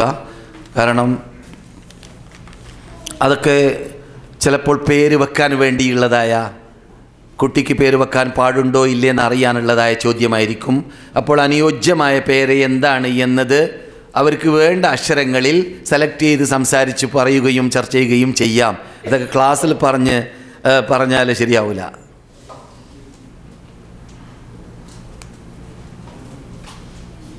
സഹോദരന്മാരെ, സഹോദരികളെ, എവിടെയാണ് നാം? നജാസത്ത്, നജാസത്തിനെ കുറിച്ച് പറയുന്ന ഭാഗങ്ങൾ നിങ്ങൾ മറന്നിട്ടില്ലല്ലോ. മുഖവുര മാത്രം നജാസത്ത്. അമുസ്ലിങ്ങൾ ഉപയോഗിക്കുന്നതായ പാത്രം നാം ഉപയോഗിക്കാൻ പാടില്ല ശുദ്ധിയാക്കാതെ. കാരണം അവരുടെ ഇടയിൽ നജാസത്ത് എന്ത് തഹാറത്ത് എന്ത് എന്നതില്ല. അവിടുന്ന് നാം പോയതാണ്. പിന്നെ അമുസ്ലിങ്ങളെ കൊണ്ട് നമ്മുടെ വീട്ടിൻ്റെ അകത്ത് തഹാറത്ത് എന്ന നമ്മുടെ വസ്ത്രം ശുദ്ധീകരിക്കുക, വിരിപ്പ് ശുദ്ധീകരിക്കുക എന്ന പോലത്തതായ ജോലി അവരെ കൊണ്ട് ചെയ്യിപ്പിക്കാൻ പാടുള്ളതല്ല. കാരണം അവരുടെ ഇടയിൽ എന്തില്ല? നജാസത്ത് തഹാറത്തില്ല. അപ്പോൾ അങ്ങനെയുള്ളവർ ശുദ്ധീകരിക്കുന്ന നിസ്കാരപ്പായയിൽ നീ നിസ്കരിച്ചാൽ ഒരു പക്ഷേ അത് നജസോട് മൂത്രത്തോടു കൂടിയുള്ളതായ സജ്ജാദിയായിരിക്കും, നിസ്കാരപ്പായായിരിക്കും. നബിയുന മുഹമ്മദ് റസൂലുള്ളാഹി സ്വല്ലല്ലാഹു അലൈഹി വസല്ലം ആവശ്യം നിറവേറ്റാൻ വേണ്ടി, അഥവാ കാഷ്ടിക്കാനോ മൂത്രിക്കാനോ വേണ്ടി എന്ന് നാം പറയുന്ന ആവശ്യം നിറവേറ്റാൻ വേണ്ടി റസൂലുള്ളാഹി സ്വല്ലല്ലാഹു അലൈഹി വസല്ലം ഖലായിൽ പ്രവേശിച്ചാൽ നബി സല്ലല്ലാഹു അലൈഹി വസല്ലമിന് വേണ്ടി അനസ് പറയുന്നു, ഞാൻ അവർക്ക് വേണ്ടി പാത്രം കൊണ്ടുപോകും, വെള്ളവുമായി ചെല്ലും. എന്നിട്ട് റസൂലുള്ളാഹി സ്വല്ലല്ലാഹു അലൈഹി വസല്ലം അവരുടെ കൂടെയുള്ള വടിയുമായി വെള്ളവുമായി ചെന്നിട്ട് ആവശ്യം നിറവേറ്റി കഴിഞ്ഞാൽ വെള്ളം കൊണ്ട് ശുദ്ധീകരിക്കും. നബിയുടെ കൂടെ വടിയും ഉണ്ടാകുന്നതാണ്. മൂസാ നബിക്ക് വടി, മുഹമ്മദ് നബിക്കും വടി, ഉമറുൽ ഖത്താബിനും വടി. ഉമറുൽ ഖത്താബ് പലപ്പോഴും വടി കൊണ്ടാണ് സഫ് ശരിയാക്കുക. വടി ഇല്ലാതെ തന്നെ മൂപ്പരെ കണ്ടാൽ ജനങ്ങൾക്ക് പേടിയാ. ഇബ്ലീസ് മൂപ്പര് പോയ വഴി പോകില്ല എന്നാണ് റസൂൽ പറയുന്നത്. ഉമർ പോയ വഴിയിൽ പിന്നെ ആര് പോകില്ല? ഇബ്ലീസ് പോകില്ല. പിന്നെ വടിയും കൂടി ഉണ്ടായാൽ പറയേണ്ട ആവശ്യമില്ലല്ലോ. ഇനി ആരും ഇത് കേട്ടിട്ട് വടിയും പിടിച്ച് നടക്കണ്ടാട്ടാ. ജനങ്ങൾ അങ്ങനെയാണ്. ഇപ്പോൾ പള്ളിയിൽ റസൂലുള്ളാഹി സ്വല്ലല്ലാഹു അലൈഹി വസല്ലം ചെരുപ്പിട്ട് റസൂലുള്ളാഹി നിസ്കരിച്ചു എന്ന് കേട്ടിട്ട് ചില ആൾക്കാരൊക്കെ കുറേ കൂട്ടത്തോടു കൂടി ചെരുപ്പായിട്ട് പള്ളിയിൽ കയറിയ, ചെരുപ്പ് ധരിച്ചുകൊണ്ട് പള്ളിയിൽ കയറിയ കേസൊക്കെ നാം കേട്ടിട്ടുണ്ട്. അത് റസൂലുള്ളാഹിന്റെ കാലഘട്ടത്തിൽ ഞാൻ വരുമ്പോൾ വരെ മദീനത്തെ പള്ളിയുടെ 2 അങ്കണം ചെരൽക്കല്ലാണ്, മണലാണ്, മാർബിളില്ല. നമ്മുടെ നാട്ടിൽ നിന്ന് വന്ന വലിയൊരു ഖാദിയാറ് അവിടെ മസ്ജിദുൽ ഹറാമിൻ്റെ മുമ്പിൽ നടന്നിട്ട് ചൂട് തട്ടിയിട്ട്, ചൂടുള്ള കാലമാണ്, 50-52 ചൂട് കണ്ടല്ലോ നിങ്ങൾ. ആ ചൂടുള്ള കാലത്ത് ക്യാൻസർ പിടിച്ചു എന്നും പിന്നെ അതിലൂടെ മരിച്ചു എന്നൊക്കെ കേട്ടിരുന്നു. അപ്പോൾ ഞാൻ പറഞ്ഞു വരുന്നത്, റസൂലുള്ളാഹിന്റെ കാലഘട്ടത്തിലുള്ള പള്ളിയല്ല നമ്മുടെ ഇന്നത്തെ പള്ളി. ഇന്നത്തെ പള്ളിയുള്ള മിനുസവും അതിനു വേണ്ടി ലക്ഷങ്ങളും മില്യനുകളും ശുദ്ധീകരണത്തിന് വേണ്ടി ഉപയോഗിക്കുന്നതൊക്കെ നാം കാണുന്നതാണ്. എന്നിട്ട് പിന്നെ നാം എന്ത് ചെയ്യരുത്? അഴുക്കാക്കുന്ന, വൃത്തികേട്, കാഴ്ചയിൽ പോലും വൃത്തികേടാക്കുന്നതായ ചെരുപ്പുകളുമായി അകത്ത് കിടക്കുക. അതേ സമയത്ത് റസൂലുള്ളാഹി സ്വല്ലല്ലാഹു അലൈഹി വസല്ലം സഹാബാക്കളും പലപ്പോഴും കാട്ടിയ രൂപത്തിൽ നാം മരുഭൂമിയിൽ കൂടി ഇങ്ങനെ മക്കയിലേക്ക്, മദീനയിൽ നിന്നിട്ട് മക്കയിലേക്ക് യാത്ര പോകുമ്പോൾ വഴിമധ്യേ നാം കാറ് സൈഡാക്കി എന്നിട്ട് നാം അവിടെ മരുഭൂമിയിൽ നമസ്കരിക്കുമ്പോൾ നാം ധരിക്കുന്നതായ ചെരുപ്പിൽ ശുദ്ധിയോടുകൂടിയുള്ള, അഴുക്കില്ലാത്ത, കാഷ്ടമില്ലാത്ത ചെരുപ്പാണ് എന്ന് ഉറപ്പുണ്ടെങ്കിൽ എന്ത് ചെയ്യാം? ചെരുപ്പോടുകൂടി നമസ്കരിക്കാം, തെറ്റുള്ളതുമല്ല. പക്ഷെ അതും പറഞ്ഞ് എന്ത് ചെയ്യരുത്? വൃത്തിയുള്ള വിരിപ്പൊക്കെ വിരിച്ച പള്ളിയിലേക്ക് ചെരുപ്പായി കയറി നിസ്കരിക്കുന്ന സമ്പ്രദായം കാട്ടരുത്. കാരണം പള്ളി വൃത്തിയാക്കൽ നമ്മുടെ ബാധ്യതയാണ്. ഹുദൂ സീനത്തക്കും ഇൻദ കുല്ലി മസ്ജിദിൻ, എല്ലാ നമസ്കാര സ്ഥലത്തും നിങ്ങൾ ഭംഗിയുള്ളവരായി മാറണമെന്ന് റബ്ബുൽ ഇസ്സത്തി ജല്ല ജലാലുഹുവിൻ്റെ കൽപ്പനയാണ്. അതെ, വസിയാബക ഫതഹിർ, നിങ്ങളുടെ വസ്ത്രത്തെ നിങ്ങൾ ശുദ്ധീകരിക്കണമെന്ന കൽപ്പനയാണ്. ശുദ്ധീകരണം ഇസ്ലാമിൽ അനിവാര്യമാണ്. പ്രത്യേകിച്ച് എന്തിൽ? നമസ്കാര വേളയിൽ എന്നത് നാം തഹാറത്ത് എന്ന വിഷയം പറഞ്ഞപ്പോൾ വിശദീകരിച്ചിട്ടുണ്ട്. റസൂലുള്ളാഹി സ്വല്ലല്ലാഹു അലൈഹി വസല്ലം വടിയുമായി മരുഭൂമിയിലേക്ക് പോകുന്ന വേളയിൽ റസൂലുള്ളാഹി സ്വല്ലല്ലാഹു അലൈഹി വസല്ലം പാത്രം ഞാൻ റസൂലുള്ളാഹിക്ക് നൽകും, ആ പാത്രത്തിൽ വെള്ളം, ആ വെള്ളം കൊണ്ട് റസൂലുള്ളാഹി ശുദ്ധീകരിക്കുകയും ചെയ്യും എന്ന് മഹാനായ അനസ് പറയുന്നു. ഇത് നിങ്ങൾ കേട്ടതായ ഹദീസ് മുസ്ലിം റിപ്പോർട്ട് ചെയ്യുന്നതാണ്. 271 നമ്പർ ഹദീസാണ്. അതുപോലെ തന്നെ ആയിഷ പറയുന്നു, നിങ്ങൾ എന്നിട്ട് ഒരാൾ കാഷ്ടിക്കാൻ വേണ്ടി പോയാൽ അദ്ദേഹം 3 കല്ലുകൊണ്ട്, അഥവാ വെള്ളം കൊണ്ടല്ലെങ്കിൽ കല്ലുകൊണ്ട് ശുദ്ധീകരിക്കുകയാണെങ്കിൽ 3-ൽ കുറഞ്ഞ കല്ല് പോരാ, 3 കല്ലുകൊണ്ടെങ്കിലും ശുദ്ധീകരിക്കണം എന്ന് ആയിഷ പറയുന്നതായിട്ട് കാണുന്നു. അതും സഹീഹായ ഹദീസ് തന്നെയാണ്. മുസ്ലിം റിപ്പോർട്ട് ചെയ്യുന്ന സൽമാൻ്റെ ഹദീസിൽ 262 നമ്പർ ഹദീസിൽ റസൂലുള്ളാഹി സ്വല്ലല്ലാഹു അലൈഹി വസല്ലം ഇസ്തിൻജാ ചെയ്യുന്ന സമയത്ത് ശ്രദ്ധിക്കേണ്ട, ശുദ്ധീകരിക്കുന്ന സമയത്ത് ശ്രദ്ധിക്കേണ്ട, ഞാൻ പറഞ്ഞല്ലോ എല്ലാം പഠിപ്പിച്ചു. കക്കൂസിൻ്റെ അകത്ത് കടന്നാൽ വലത് കൈ ഉപയോഗിക്കരുത്. ഏത് കൈ കൊണ്ട് ഉപയോഗിക്കണം? ഇടത് കൈ കൊണ്ട് ഉപയോഗിക്കണം, വലത് കൈ ഉപയോഗിക്കരുത്. ഞാൻ കുറച്ച് ദിവസം മുമ്പ് ഇവിടെ പറഞ്ഞു, ഉസ്മാൻ പറയുന്നു 10 പ്രത്യേകത അവരുടെ ഓർമ്മയിലുള്ളത്. ആ 10 പ്രത്യേകത പറയുമ്പോൾ പറഞ്ഞു, അള്ളാഹുവിൻ്റെ റസൂലിൻ്റെ ഷറഫാക്കപ്പെട്ട കൈ പിടിച്ചുകൊണ്ട് വലത് കൈ കൊണ്ട് ഞാൻ ബൈഅത്ത് ചെയ്ത ശേഷം എൻ്റെ ഗുഹ്യസ്ഥാനം ആ കൈ കൊണ്ട് ഞാൻ തൊട്ടിട്ടില്ല. റസൂലുള്ളാഹിൻ്റെ കൈ പിടിച്ചുകൊണ്ട് ബൈഅത്ത് ചെയ്ത കൈയിനെ പിന്നെ ഞാൻ ഗുഹ്യസ്ഥാനം തൊട്ടിട്ടില്ല. റസൂലുള്ളാഹി പറയുന്നു, നിങ്ങൾ ശുദ്ധീകരിക്കുന്ന വേളയിൽ എന്ത് ചെയ്യരുത്? വലത് കൈ ഉപയോഗിക്കരുത്. അതുപോലെ തന്നെ നിങ്ങൾ ശുദ്ധീകരിക്കുന്ന വേളയിൽ അഥവാ കല്ലുകൊണ്ടാണ് ശുദ്ധീകരിക്കുന്നതെങ്കിൽ കല്ലായിരിക്കണമെന്നല്ലാതെ റജ്ജി ആവാൻ പാടില്ല. അതെന്താണ്? നാൽക്കാലി മൃഗങ്ങളുടെ കാഷ്ടം. മരുഭൂമിയിലാകുമ്പോൾ അങ്ങനെയൊക്കെ കിട്ടുമല്ലോ പലതും. ഹാത്തിബുലയിൽ നിന്നൊക്കെ നമ്മുടെ അറബികൾ പണ്ട് പറയാറുണ്ട്. ഹാത്തിബുലയിൽ എന്ന് പറഞ്ഞാൽ എന്താണ്? രാത്രി വിറക് വെട്ടുന്ന ആളെന്ന്. രാത്രി വിറക് വെട്ടുന്ന മനുഷ്യന് എന്തെല്ലാം പേറും. കാരണം എന്താണ്, കാണൂലല്ലോ സാധനം എന്താണെന്ന്. എന്നതുമാതിരി നാം മരുഭൂമിയിൽ അവിടെ എന്തെല്ലാം ഉണ്ടാകും. അക്കൂട്ടത്തിൽ നാൽക്കാലി മൃഗങ്ങളുടെ കാഷ്ടമുണ്ടാകും. അതുകൊണ്ട് ശുദ്ധീകരിക്കാൻ പാടില്ല എന്ന് നബിയുനാ മുഹമ്മദ് റസൂലുള്ളാഹി സ്വല്ലല്ലാഹു അലൈഹി വസല്ലം പറയുന്നു. അതുപോലെ തന്നെ 3 കുറഞ്ഞ കല്ലുകൊണ്ടും ശുദ്ധീകരിക്കരുത് എന്നും ഇതെല്ലാം മുസ്ലിം റിപ്പോർട്ട് ചെയ്യുന്ന ഹദീസിലുള്ളതാണ്.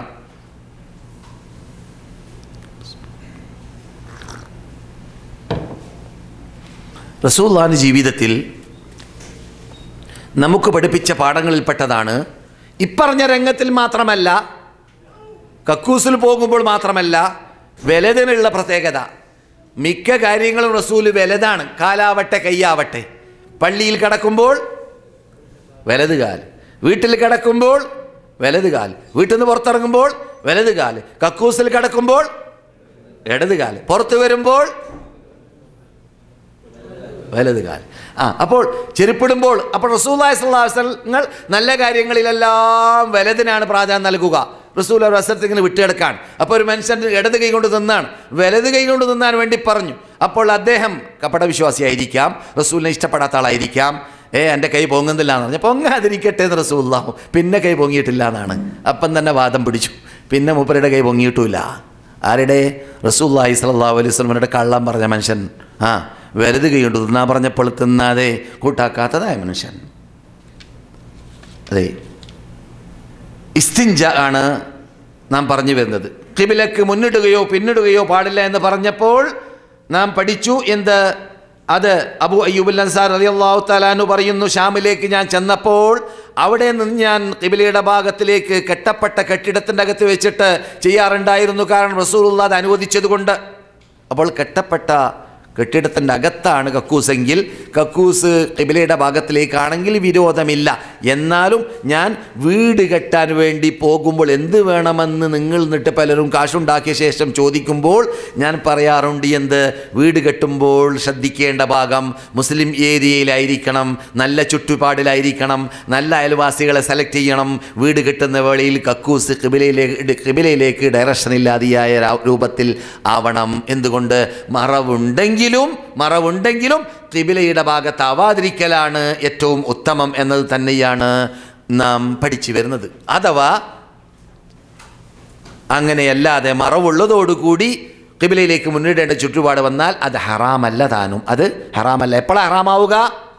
മരുഭൂമിയിൽ അല്ലെങ്കിൽ തുറന്ന സ്ഥലത്ത് ഖിബിലയുടെ ഭാഗത്തിലേക്ക് മുന്നിടുകയോ പിന്നിടുകയോ ചെയ്യാൻ പാടുള്ളതല്ല മറവില്ലാതെ എന്ന് റസൂലുള്ളാഹി സല്ലല്ലാഹു അലൈഹി വസല്ലം പഠിപ്പിച്ചിട്ടുണ്ട്. നിങ്ങൾ ഈ കേട്ടതായ ഭാഗങ്ങൾ ബുഖാരിയിൽ 148, മുസ്ലിമിൽ 266. അപ്രകാരം തന്നെ ഷാമിൽ വെച്ചിട്ട് നടന്ന സംഭവം ബുഖാരിയിൽ 148, മുസ്ലിമിൽ 266. സഹോദരന്മാരെ, സഹോദരികളെ, പിന്നെ ഞാൻ നേരത്തെ പറഞ്ഞതുപോലെ അള്ളാഹുവിൻ്റെ കഅബത്തെ ആദരിക്കുക എന്നതാണ്. അതിലൂടെ നാം പഠിക്കുന്നത് മക്കയിലും മദീനയിലും താമസിക്കുമ്പോൾ അള്ളാഹ് ബഹുമാനിച്ചതിനെ, അള്ളാഹ് ആദരിച്ചതിനെ ആദരിക്കുക എന്നതിൻ്റെ പ്രത്യേകത പറഞ്ഞറിയിക്കേണ്ടതില്ല. വമൻ യുഅള്ളിം ശആഇറല്ലാഹി ഫഇന്നഹാ മിൻ തഖ്വൽ ഖുലൂബ്. അള്ളാഹിൻ്റെ ചിഹ്നങ്ങളെ ആദരിക്കുന്നുവോ, ആര് ബഹുമാനിക്കുന്നുവോ, ആരതിനെ പൊക്കിപ്പിടിക്കുന്നുവോ, ആരതിന് വേണ്ടി അള്ളാഹുവിൻ്റെ അടുക്കിലേക്ക് എത്താൻ അതിനെ വസീലിയാക്കി മാറ്റുന്നുവോ, അവൻ അള്ളാഹു ഹൃദയത്തിൻ്റെ അകത്ത് അവന് തഖ്വയുണ്ടാക്കാനുള്ള ചാൻസ് നൽകിയ വ്യക്തിയാണെന്ന് നമുക്ക് മനസ്സിലാക്കാം. ഹൃദയത്തിൻ്റെ അകത്ത് തഖ്വയുള്ള കെട്ടുറപ്പുള്ള ഈമാനുള്ള മനുഷ്യന്മാരാണ് കഅബയെ ആദരിക്കുക, തൽബിയത്ത് ചെല്ലേണ്ടതുപോലെ ചെല്ലുക, സഫയുടെയും മറുപടിയും ഇടയിൽ ഓടുമ്പോൾ ഓടേണ്ടതുപോലെ ഓടുക, ചെല്ലേണ്ടത് ചെല്ലുക, അറഫയിൽ താമസിക്കുക, പ്രാർത്ഥിക്കേണ്ടതുപോലെ പ്രാർത്ഥിക്കുക, അള്ളാഹിനോട് മാത്രം പ്രാർത്ഥിക്കുക എന്നല്ലാതെ 1, 2, 3 നൂറ്റാണ്ടുകളിലൂടെ ഇന്ത്യയിലും കേരളത്തിലുമെല്ലാം കയറിക്കൂടിയ ഷിയാക്കളും ഇറാനികളും തുർക്കികളും മറ്റു ഈജിപ്തുകാരും എല്ലാം കൊണ്ടുവന്നതായ അനാചാരങ്ങളിലൂടെ ഉണ്ടാക്കപ്പെട്ട ശിർക്കുകൾ പേറി അള്ളാഹുവിൻ്റെ കൂടെ മറ്റുള്ള ഷെട്ടികളെ ശിർക്ക് വെച്ചുകൊണ്ട് ഉള്ളതായ റാത്തീബുകൾ, മൗലൂദുകൾ, ഇതൊക്കെ അറഫയിൽ വെച്ചിട്ടാണ് നമ്മുടെ ഖൗമ് കാട്ടുന്നത്. അള്ളാഹ് അവിടെ തന്നെ ഇറക്കിയ ഖുർആൻ അതിന് മൂപ്പരെ കിട്ടൂല. അള്ളാഹിനോട് പ്രാർത്ഥിക്കുക. നോക്കൂ, നിങ്ങൾ ഹജ്ജ് ചെയ്തവരല്ലേ, നിങ്ങൾ എന്നിട്ട് പലരും ഹജ്ജ് ചെയ്തവരായിരിക്കാം. എൻ്റെ മുമ്പിലിരിക്കുന്നവരെ കുറിച്ചാണ്, CD കേൾക്കുന്നവരെ കുറിച്ചല്ല. CD കേൾക്കുന്നവരിലും ഉണ്ടാവാം ഹജ്ജ് ചെയ്തവർ. എന്നാൽ ഹജ്ജ് ചെയ്തവർക്ക് പരിചയമുള്ളതാണ്.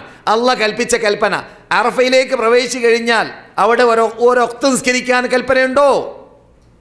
ഇല്ല. അവിടെ കടക്കുന്നതിന് മുമ്പ് ളുഹറിനെയും അസറിനെയും ഖസ്റും ജമ്മുമാക്കിയിട്ട് മുന്തിച്ചു.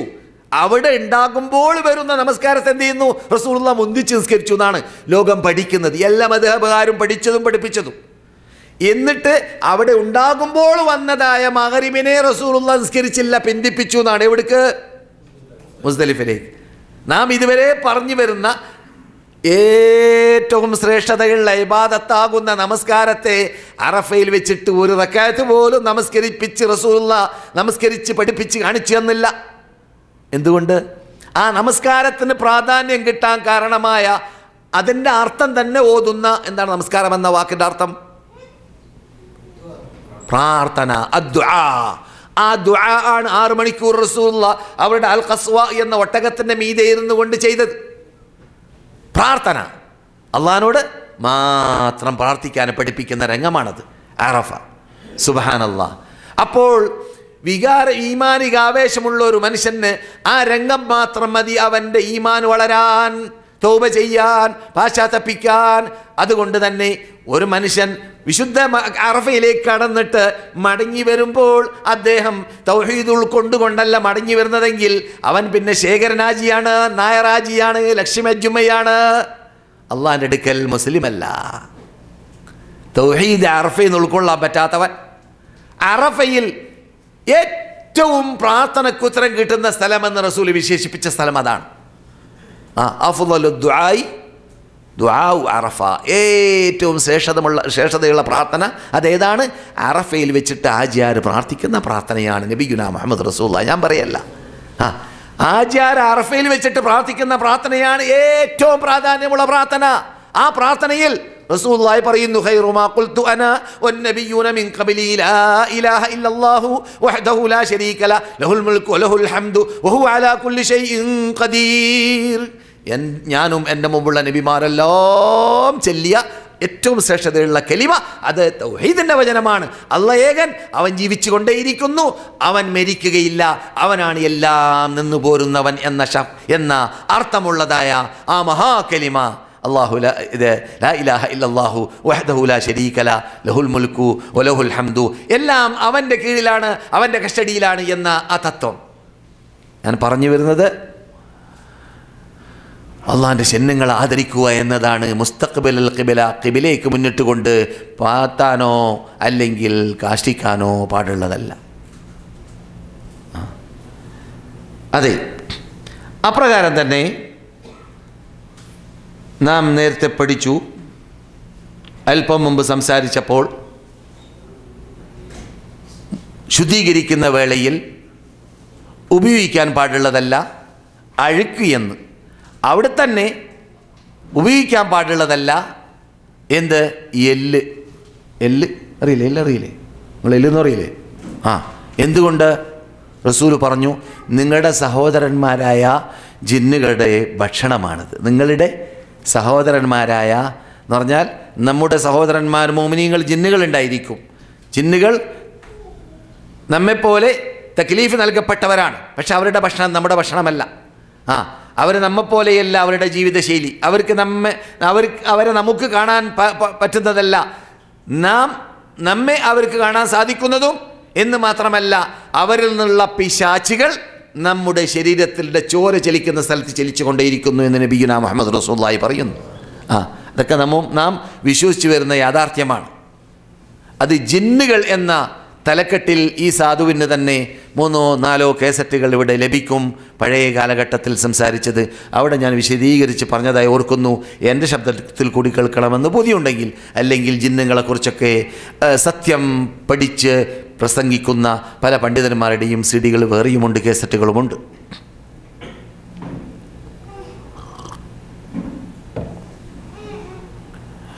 കെട്ടി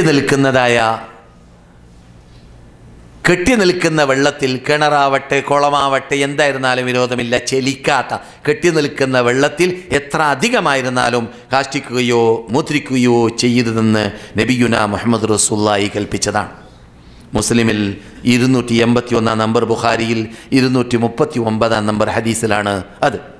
അപ്പോൾ ഇഷ്ടം പോലെ മൂത്രിക്കാനോ ഇഷ്ടം പോലെ കാഷ്ടിക്കാനോ ഇല്ല. ഇസ്ലാം അങ്ങനെയല്ല. ഇസ്ലാം മുസ്ലിങ്ങൾക്ക് എല്ലാ കാര്യങ്ങളിലും നിബന്ധനകൾ പാലിക്കണമെന്ന് പറഞ്ഞിട്ടുണ്ട്. ആ നിബന്ധനകൾ പാലിച്ചാലേ തീരൂ.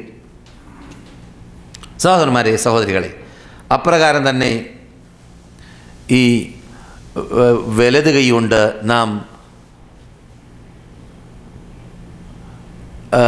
ശുദ്ധീകരിക്കാൻ വേണ്ടി പോകുമ്പോൾ വലത് കൈ ഉപയോഗിക്കരുത് എന്നത് പറയുമ്പോൾ, നാം കാഷ്ടിക്കാനോ മൂത്രിക്കാനോ പോയാൽ വലത് കൈ കൊണ്ട് ഗുഹ്യസ്ഥാനവുമായ സ്പർശനം നടത്തരുത് എന്ന ഭാഗം ബുഖാരിയിൽ 154, മുസ്ലിമിൽ 267 നമ്പർ ഹദീസുകളിൽ നബി സല്ലല്ലാഹു അലൈഹി വസല്ലം വിരോധിച്ചതായിട്ട് കാണുന്നതാണ്.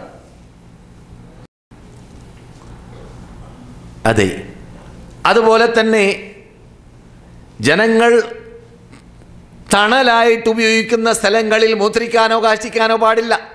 നാം എവിടേക്ക് ഇങ്ങനെ നടന്നു പോകുമ്പോൾ നമുക്ക് പലയിടങ്ങളിലും തണൽ കാണുമ്പോൾ നിൽക്കാൻ തോന്നും. പ്രയാസം എന്താണ്? മൂത്രത്തിൻ്റെ സ്മെല്ല് കൊണ്ട് അവിടെ നിൽക്കാൻ പറ്റില്ല, അല്ലേ? അങ്ങനെയല്ലേ സംഭവിക്കാറുള്ളത്? റസൂൽ പറയുന്നു, അരുത്, മനുഷ്യന്മാരെ തണലായി ഉപയോഗിക്കുന്ന അവർക്ക് അനിവാര്യമായ തണലുള്ള സ്ഥലങ്ങളിൽ നിങ്ങൾ മൂത്രിക്കുകയോ കാഷ്ടിക്കുകയോ ചെയ്യരുത്. സുബ്ഹാനല്ലാഹ്. അതുപോലെ തന്നെ വൃക്ഷങ്ങളുടെ ഈത്തപ്പനങ്ങളാവട്ടെ അല്ലെങ്കിൽ ഏത് കായ്ക്കുന്നതായ നാം ഉപയോഗിക്കുന്ന വൃക്ഷങ്ങളുടെ താഴെ മൂത്രിക്കുകയോ കാഷ്ടിക്കുകയോ ചെയ്യരുത്. എന്താ സംഭവിക്കുക? തേങ്ങ വീഴൽ അല്ലെങ്കിൽ മാങ്ങ വീഴൽ എവിടേക്കാണ്? കാഷ്ടത്തിലേക്കായിരിക്കും, അല്ലെങ്കിൽ മൂത്രത്തിലേക്കായിരിക്കും. അതിൻ്റെ ഉടമകൾ പ്രയാസപ്പെടും. കണ്ടില്ലേ, എല്ലാ നിലക്കും കൃത്യമായിട്ടാണ് നമ്മുടെ നിഷിദിനിതാവായ റഹ്മത്തുല്ലിൽ ആലമീൻ സല്ലല്ലാഹു അലൈഹി വസല്ലം വിധി വിലക്കുകൾ പറഞ്ഞു തരുന്നത്. അതുകൊണ്ട് റസൂലുള്ളാഹി സ്വല്ലല്ലാഹു അലൈഹി വസല്ലം പറയുന്ന വാക്കുണ്ട്, ഇത്തഖുൽ മലാഇന സലാസ, 3 ശാപം ഉടലെടുക്കുന്നതായ ഭാഗങ്ങൾ ഒഴിവാക്കി നിൽക്കണം.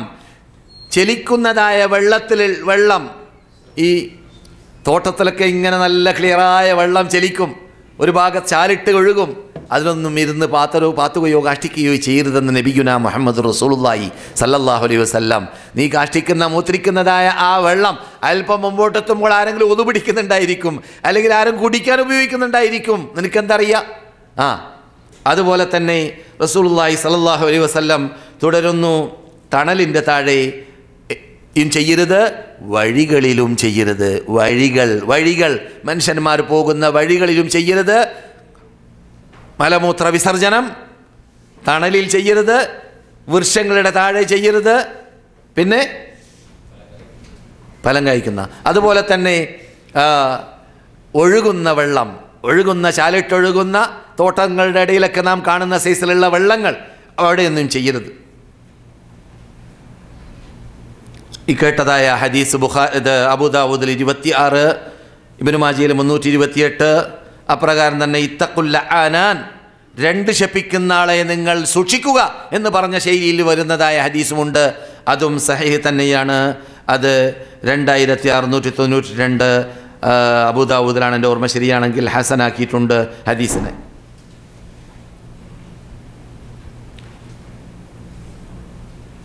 ഖബറിൻ്റെ മീതെ കാഷ്ടിക്കുകയോ ഖബർസ്ഥാനത്തിൽ മൂത്രിക്കുകയോ കാഷ്ടിക്കുകയോ ചെയ്യാൻ പാടില്ല. കാരണം ഖബർസ്ഥാനം മുസ്ലിങ്ങളുടേത് അള്ളാഹു ആദരിക്കാൻ പറഞ്ഞതായ ഭാഗമാണ്.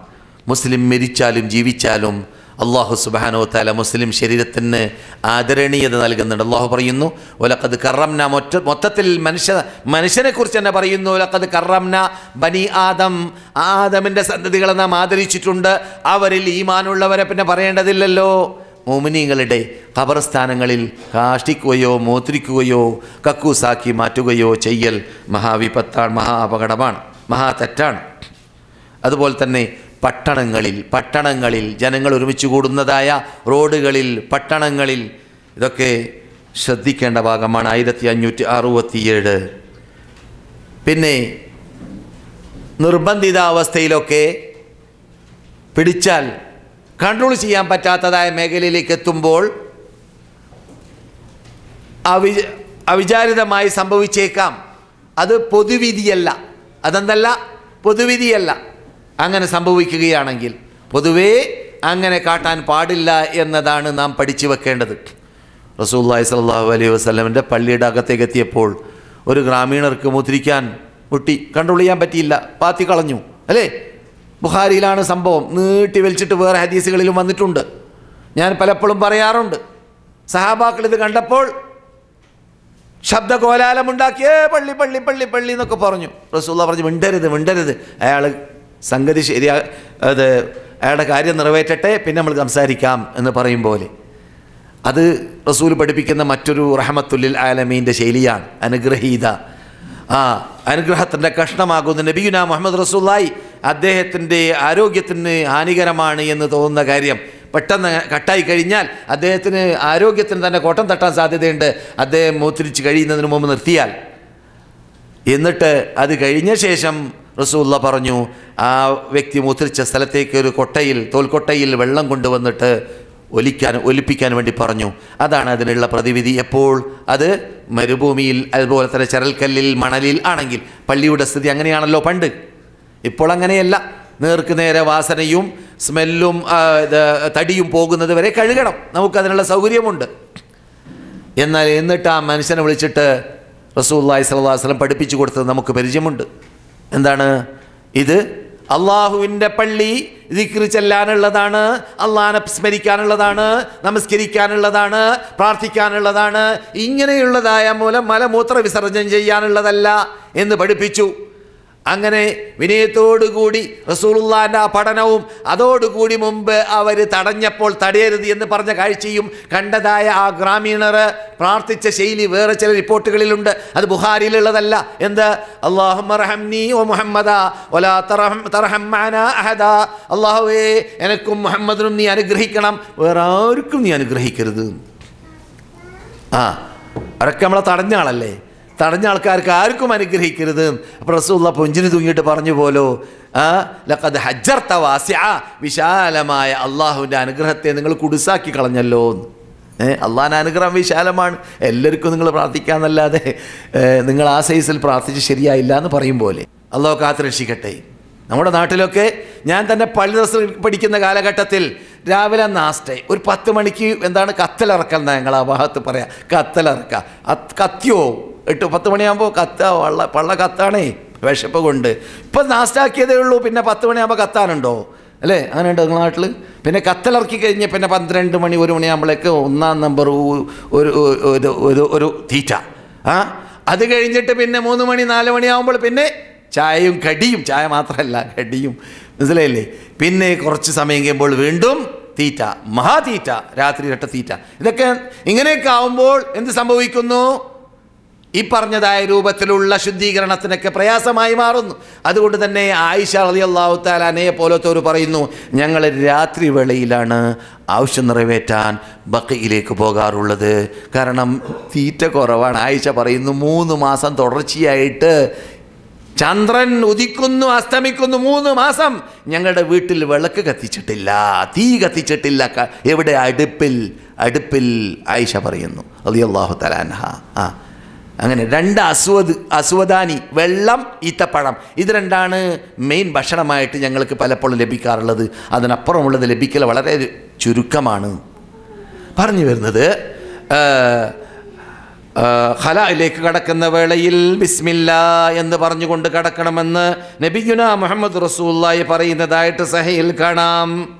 അല്ലാഹുമ്മ ഇന്നി അഊദു ബിക മിനൽ ഖുബതി വൽ ഖബായിസ് ബുഖാരിയിൽ കാണാം. 142, മുസ്ലിമിൽ 375 സഹീഹ് ഹദീസിലുള്ളതാണ്. ബിസ്മില്ലാ അല്ലാഹുമ്മ ഇന്നി അഊദു ബിക മിനൽ ഖുബതി വൽ ഖബായിസ്. റസൂലുള്ളാഹി സ്വല്ലല്ലാഹു അലൈഹി വസല്ലം പറയുന്നു, ആരെങ്കിലും ബിസ്മില്ല പറഞ്ഞുകൊണ്ട് കക്കൂസിലേക്ക് പ്രവേശിച്ചു കഴിഞ്ഞാൽ അത് സിത്റും മാ ബൈനൽ ജിന്നി വഔറാത്തി ബനി ആദം, ആദമിൻ്റെ മക്കളുടെ ഗുഹ്യസ്ഥാനവും ജിന്ന് അതിനെ കാണുക എന്നതിനും തടസ്സമായി മാറും.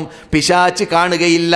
ബിസ്മില്ല പറഞ്ഞുകൊണ്ട് നീ കക്കൂസിലേക്കോ അല്ലെങ്കിൽ മരുഭൂമിയിലേക്കോ നിന്റെ ആവശ്യം നിറവേറ്റാൻ വേണ്ടി, അഥവാ കാഷ്ടിക്കാനോ മുത്രിക്കാനോ നീ പ്രവേശിച്ചു കഴിഞ്ഞാൽ പിന്നെ എന്ത് സംഭവിക്കുന്നതല്ല, നിന്റെ ഔറത്തിനെ, നിന്റെ കുറവിനെ ആര് കാണൂല? ഇബ്ലീസ് കാണൂല, പിശാച് കാണൂല. പിശാച്, പ്രത്യേകിച്ച് പിശാചുകൾ അഴുക്കുള്ള സ്ഥലങ്ങളിലാണ് അവർ താമസിക്കുകയെന്ന് റസൂലുള്ള പഠിപ്പിച്ച ശൈലിയാണ്. അഴുക്കുള്ള സ്ഥലങ്ങളിൽ താമസിക്കുന്ന പിശാച് വരേക്കും നാം ബിസ്മില്ല ചൊല്ലലോടുകൂടി അവർക്ക് അവിടുന്ന് വിട വാങ്ങേണ്ടി വരുന്നു. മറ്റു വീട്ടിൽ കടക്കുന്ന വേളയിൽ ബിസ്മില്ല പറഞ്ഞുകൊണ്ട് കടന്നാൽ നമുക്ക് ഇവരോടുകൂടി ഇനി തീറ്റയില്ല, ഇവരോടുകൂടി താമസവുമില്ല എന്ന് പറഞ്ഞുകൊണ്ട് വീട്ടിൽ നിന്നിട്ട് ഇബ്ലീസ് പോകുമെന്ന് നബിയുനാ മുഹമ്മദ് റസൂലുള്ളാഹി സല്ലല്ലാഹു അലൈഹി വസല്ലം പറഞ്ഞ ഭാഗം ഞാനിവിടെ പറഞ്ഞിട്ടുണ്ട്. വീട്ടിൽ കടക്കുമ്പോൾ ബിസ്മില്ല പറഞ്ഞുകൊണ്ട് കടക്കണമെന്ന് പറഞ്ഞതായ കാലഘട്ടത്തിൽ. അതുപോലെ തന്നെയാണ് കക്കൂസിലും. നോക്കൂ, കക്കൂസിൽ നിന്നിട്ട് പുറത്തു വരുന്ന വേളയിൽ റസൂലുള്ളാഹി സ്വല്ലല്ലാഹു അലൈഹി വസല്ലം പഠിപ്പിക്കുന്നത് എന്താണ്? എന്ത് പറയണം? വലത് കാല് മുമ്പിൽ വെച്ചുകൊണ്ട്, ഇടത് കാലിനെ കക്കൂസിലാക്കി വലത് കാല് മുമ്പിൽ വെച്ചുകൊണ്ട് നീ പുറത്ത് വന്നു കഴിഞ്ഞാൽ നീ ആദ്യം പറയേണ്ടതായ പദം ഉഫ്റാനക ഉഫ്റാനക റബ്ബേ. ഇത്ര ടൈം നിന്നെ സ്മരിക്കാതെ, നിന്നെ ഓർക്കാതെ, നിന്നെ ഭയപ്പെടാതെ, നിന്നെ സ്നേഹിക്കാതെ കക്കൂസിൽ കഴിച്ചു കൂട്ടിപ്പോയതിൽ വന്നു പോയ വല്ല തെറ്റുകളുമുണ്ടെങ്കിൽ, കാണാൻ പാടില്ലാത്തത് കണ്ടുപോയിട്ടുണ്ടെങ്കിൽ, അല്ലെങ്കിൽ നോക്കിപ്പോയിട്ടുണ്ടെങ്കിൽ നീ എനക്ക് പുറത്തു തരണമേ രക്ഷിതാവേ എന്ന് പറയാനാണ് ഇസ്ലാം കൽപ്പിക്കുന്നത് കൂട്ടരെ. സുബ്ഹാനല്ലാഹ്, എത്രമാത്രം നമ്മുടെ ആത്മീയ ശുദ്ധീകരണം ഏത് സമയത്തും നമുക്കുണ്ടായിക്കൊണ്ടേയിരിക്കണം. ഈമാൻ നമ്മളിൽ വളർന്നുകൊണ്ടേയിരിക്കണം. അള്ളാഹുമായുള്ള ബന്ധം കട്ടാവാതെ ജീവിക്കണം. നാവിനെ സൂക്ഷിക്കണം, കണ്ണിനെ സൂക്ഷിക്കണം, കാതിനെ സൂക്ഷിക്കണം, എന്നീ ഓരോ അവയവങ്ങളെ സൂക്ഷിക്കണം എന്ന് കൽപ്പിച്ച കൽപ്പനകളെ ശരിക്ക് നിങ്ങൾ കക്കൂസിലേക്ക് പോകുമ്പോൾ വലത് കൈ കൊണ്ടല്ല നിങ്ങൾ ശുദ്ധീകരിക്കേണ്ടതെന്ന് പഠിപ്പിക്കുന്ന റസൂല് ബുഖാരിയിൽ നിങ്ങൾ കേട്ടുകഴിഞ്ഞു, വലത് കൈ കൊണ്ടല്ല നിങ്ങൾ ഗുഹ്യസ്ഥാനത്തെ തൊടേണ്ടത്, സ്പർശിക്കേണ്ടത് എന്ന് പറഞ്ഞതായ റസൂല് പറയുന്നു. നിങ്ങൾ കക്കൂസിൽ നിന്നിട്ട് പുറത്തു വരുമ്പോൾ എന്ത് പറഞ്ഞ് പുറത്തു വരണം? ഉഫ്രാനക്, നിന്നോട് ഞാൻ പൊറുക്കലിനെ ചോദിക്കുന്നു രക്ഷിതാവേ. മനുഷ്യൻ വീഴ്ച വരാൻ സാധ്യതയുള്ള വ്യക്തിയാണ്, തെറ്റ് കൊണ്ടേയിരിക്കുന്ന വ്യക്തിയാണ് എന്നതുകൊണ്ട് തന്നെ നാം നമസ്കരിക്കുമ്പോൾ അള്ളാഹിന്റെ മുമ്പിൽ നമസ്കരിക്കുന്നു. മനക്കെട്ട് പ്രയാസപ്പെട്ടുകൊണ്ട് ഉദു പിടിച്ചുകൊണ്ട് റബ്ബിൻ്റെ അടുക്കിലേക്ക് ചെല്ലുന്നു. ബാങ്ക് വിളിച്ചു, ഖിബിലാക്ക് മുന്നിട്ടു, എല്ലാ അള്ളാഹ് കൽപ്പിച്ച കൽപ്പനകളൊക്കെ പാലിച്ചു. എന്നിട്ട് നമസ്കരിക്കുന്ന നമസ്കാരക്കാരൻ നമസ്കാരത്തോട് വിട വാങ്ങി അസ്സലാമു അലൈക്കും വറഹ്മത്തുള്ളാഹ്, അസ്സലാമു അലൈക്കും വറഹ്മത്തുള്ളാഹ് എന്ന് പറഞ്ഞു കഴിഞ്ഞാൽ എന്ത് പറയണമെന്നാണ് കൂട്ടരെ നമ്മുടെ നേതാവായ കണ്ണിലുണ്ണിയായ നബിയുനാ മുഹമ്മദ് റസൂലുള്ളാഹി പഠിപ്പിച്ചത്? എന്ത് പറയണം? അസ്തഗ്ഫിറുല്ലാഹ്. എന്തടോ നീ തെറ്റ് ചെയ്തു, നീ ചെയ്തത് മുഴുവനും നന്മ, നീ ചെയ്തത് മുഴുവനും നമസ്കാരം, നീ ചെയ്തത് മുഴുവനും ദിക്റുകളും തസ്ബീഹുകളും തഹ്ലീലുകളും, പിന്നെന്തിനടോ അസ്തഗ്ഫിറുല്ലാഹ് പറയുന്നത്? ഞാൻ അടിമയാണ്, ഞാൻ വീഴ്ച വരുന്ന ആളാണ്, എന്നിൽ നിന്നിട്ട് വീഴ്ചയാണ് പ്രതീക്ഷിക്കപ്പെടുക. അതുകൊണ്ട് തന്നെ ഞാനിപ്പോൾ നമസ്കരിക്കേണ്ട രൂപത്തിൽ നമസ്കാരമായി മാറിയിട്ടില്ല, ഭക്തിയോടുകൂടി നമസ്കരിച്ചിട്ടില്ല, നീ കൽപ്പിച്ച രൂപത്തിലല്ല നമസ്കരിച്ചത്. ഞാൻ നമസ്കരിക്കുമ്പോൾ പലതും ചിന്തിച്ചു പോയിട്ടുണ്ട്, പലതും ഓർത്തു പോയിട്ടുണ്ട്. അതുകൊണ്ട് റബ്ബേ, എന്നിൽ ഈ നമസ്കാരത്തിലൂടെ വന്ന തെറ്റുകളുണ്ടെങ്കിൽ ആ തെറ്റുകൾക്ക് നീ മാഫി ചെയ്ത് തരണമേ രക്ഷിതാവേ എന്ന് പറയാനാണ് നമസ്കാരത്തോട് വിട വാങ്ങുമ്പോൾ റസൂലുള്ളാഹി സ്വല്ലല്ലാഹു അലൈഹി വസല്ലം കൽപ്പിച്ചത് എന്നതുകൂടി ഇവിടെ സ്മരണീയമാണ്. നാം കക്കൂസിനെ കുറിച്ച് പറയുമ്പോൾ ഗുഫ്രാനക്. ഒരു മുസ്ലിം അള്ളാഹിനോട് മാഫിനപേക്ഷിക്കുക, കേണപേക്ഷിക്കുക, കുറ്റം സമ്മതിക്കുക, വീഴ്ച സമ്മതിക്കുക എന്നതിൽ നിന്നിട്ട് ഒഴിവാവുക എന്നത് മുസ്ലിമിൽ നിന്നിട്ടുണ്ടാവാൻ പാടുള്ളതല്ല. കാരണം റബ്ബിന്റെ കൽപ്പനയാണ്, വതൂബൂ ഇലല്ലാഹി ജമീഅൻ അയ്യുഹൽ മുഅ്മിനൂന ലഅല്ലകും തുഫ്ലിഹൂൻ. നിങ്ങൾ മുഴുവനും എല്ലാവരും അള്ളാഹിനോട് പാശ്ചാത്തപിച്ചുകൊണ്ടേ ഇരിക്കുക. നിങ്ങൾക്ക് വിജയം വേണമെങ്കിൽ ഖുർആൻ, നിങ്ങൾക്ക് വിജയം വേണമോ, നിങ്ങൾ പാശ്ചാത്തപിച്ചുകൊണ്ടേ ഇരിക്കുക, അസ്തഗ്ഫിറുല്ലാഹ് പറഞ്ഞുകൊണ്ടേ ഇരിക്കുക. ഞാൻ ഓരോ ദിവസത്തിലും 70 പ്രാവശ്യം അള്ളാഹിനോട് മാഫിന് ചോദിക്കുന്നു ദിവസത്തിൽ എന്ന് ജീവിതത്തിൽ കളവ് പറയാത്ത നമ്മുടെ കണ്ണിലുണ്ണിയായ നബിയുനാ മുഹമ്മദ് റസൂലുള്ളാഹി പറയുന്നു 70 പ്രാവശ്യം. മറ്റൊരു റിപ്പോർട്ടിൽ 100 പ്രാവശ്യം. 100ന്റെയും 70ന്റെയും ഇടയിൽ ദൈനംദിനം അസ്തഗ്ഫിറുല്ലാഹ്, ജീവിതത്തിൽ ഒരു തെറ്റും ചെയ്യാത്തതായ അഥവാ കഴിഞ്ഞു പോയതും വരാൻ പോകുന്നതുമായ പാപങ്ങളെ നിങ്ങൾക്ക് ഞാൻ പുറത്തു തന്നിരിക്കുകയാണ് എന്ന് സൂറത്തുൽ ഫത്ഹിൽ റബ്ബ് പറയുന്നതായ ശൈലി നിങ്ങൾക്ക് മനഃപ്പാഠമുണ്ടല്ലോ. അങ്ങനെയുള്ള ദൂതരാണ് കൂട്ടരെ പറയുന്നത് അസ്തഗ്ഫിറുല്ലാഹ് എന്ന് ഞാൻ ദൈനംദിനം. ഉമർ പറയുന്നു, എൻ്റെ ഓർമ്മ ശരിയാണെങ്കിൽ ഇബ്നു ഉമറോ സഹാബാക്കൾ പറയുന്നു, ഒരേ സദസ്സിൽ വെച്ചിട്ട് ഞങ്ങൾ കേൾക്കാറുണ്ട് 70 തവണ റസൂലുള്ളാഹ് അസ്തഗ്ഫിറുല്ലാഹ് പറയുന്നത് എന്ന് സഹാബാക്കൾ പറയുന്നതായിട്ട് സഹിഹായ ഹദീസിൽ കാണാം. അപ്പോൾ കക്കൂസിൽ നിന്നിട്ട് പുറത്തു വരുമ്പോൾ വരേക്കും ഗുഫ്രാനക എന്ന പദം പറഞ്ഞ് പരിചയമില്ലാത്തവരാണ് നമ്മുടെ കൂട്ടത്തിൽ പലരും. പരിശോധിക്കേണ്ട ആവശ്യമില്ല, പരീക്ഷിക്കേണ്ട ആവശ്യമില്ല. നാം ഹറമിലേക്കൊക്കെ പണ്ട് കാലഘട്ടങ്ങളിലൊക്കെ ഓരോരുത്തരും അവരുടെ വീട്ടിലാ ചെയ്യാം. ഇപ്പോൾ നാം കാണുന്നത് എന്താണ്? നീണ്ട ക്യൂ ചിലപ്പോഴൊക്കെ ചില കക്കൂസുകളിൽ അല്ലേ, പള്ളികളിലും മറ്റു സ്ഥലങ്ങളിലൊക്കെ അവിടെയൊക്കെ മലമൂത്ര വിസർജനം ചെയ്യാൻ വേണ്ടിയിട്ട് കടക്കുന്നതും പുറത്തിറങ്ങുന്നതൊക്കെ ശരിക്കും നോക്കിയാൽ ദീനിൻ്റെ നിയമം അനുസരിച്ചിട്ടാണോ കാട്ടുന്നത് അല്ലേ എന്നത് അവിടെ നമുക്ക് വിധി പറയാൻ സാധിക്കും. കക്കൂസിൻ്റെ അടുക്കിലേക്ക് പോകുമ്പോൾ മുസഹഫുമായി കടക്കും. മുസഹഫുമായി കടക്കും, പാടില്ല. അള്ളാഹുവിൻ്റെ ദൂതർ സല്ലല്ലാഹു അലൈഹി വസല്ലം അവരുടെ കൂടെ ഉണ്ടായിരുന്ന ആ മോതിരം, അതിൽ മുഹമ്മദുൻ റസൂലുള്ളാഹ് എന്ന പദം, അള്ളാഹുവിൻ്റെ ജലാലത്തിൻ്റെ ആ പദവും റസൂലുള്ളാഹി സല്ലല്ലാഹു അലൈഹി വസല്ലമിൻ്റെ പേരും അതിലുള്ളത് കൊണ്ട് റസൂലുള്ളാഹി ബൈത്തുൽ ഖലായിലേക്ക് കക്കൂസിലേക്ക് പ്രവേശിക്കുമ്പോൾ മോതിരം ഒഴിവാക്കി വെച്ചിട്ടാണ് കടക്കൽ എന്നാണ് ഹദീസിൽ. അത് നമ്മെ പഠിപ്പിക്കുന്ന പാഠം അള്ളാഹുവിൻ്റെ കലാം, അതുപോലെ തന്നെ ശുദ്ധ പദങ്ങൾ, അതുപോലെ തന്നെ അള്ളാഹുവിൻ്റെ റസൂലുള്ളാഹി നബിമാരുടെ പേരുകൾ എല്ലാം ഉള്ളതായ കടലാസുകളോ മറ്റോ കക്കൂസിലേക്ക് കൊണ്ടുപോകാതിരിക്കണം. അത് കറാഹത്താണ് എന്ന് പണ്ഡിതന്മാർ പറയുന്ന കാണാം. എന്തുകൊണ്ട്? ചില സന്ദർഭത്തിൽ നിർബന്ധിതാവസ്ഥയിൽ ഇന്നത്തെ യുഗത്തിൽ, ഇന്നത്തെ അല്ല, എൻ്റെ അറിവിൽ 3-ാം നൂറ്റാണ്ടിലുള്ളതായ നാണയം, 3-ാം നൂറ്റാണ്ടിൻ്റെ മധ്യത്തിൽ ഉള്ളതായ അല്ലെങ്കിൽ 4-ാം നൂറ്റാണ്ടിൻ്റെ തുടക്കത്തിൽ ഹിജ്റ 4-ാം നൂറ്റാണ്ടിൻ്റെ തുടക്കത്തിലുള്ളതായ നാണയം കേരളത്തിൽ, വടക്കേ കേരളത്തിൽ അടുത്ത കാലഘട്ടത്തിൽ കണ്ടുപിടിച്ചു നാണയം. അതിൽ ബിസ്മില്ലയും അള്ളാഹുവിൻ്റെ പേരൊക്കെ എഴുതിയിട്ടുണ്ട്. ഏത് കാലഘട്ടത്തിലാണ്? 4-ാം നൂറ്റാണ്ടിൽ. അപ്പോൾ 4-ാം നൂറ്റാണ്ടിൽ ജീവിച്ചവർ അവരുടെ നാണയവുമായിട്ട് അറബികൾ അവിടെ വന്നപ്പോൾ അവരുടെ കൂടെ ഉണ്ടായ നാണയമെന്ന് നമുക്ക് മനസ്സിലാക്കാം. അവിടുന്ന് അപ്പം തന്നെ ഫോട്ടോ ഒക്കെ എടുത്തിട്ട് എനിക്ക് അയച്ചു തന്നു.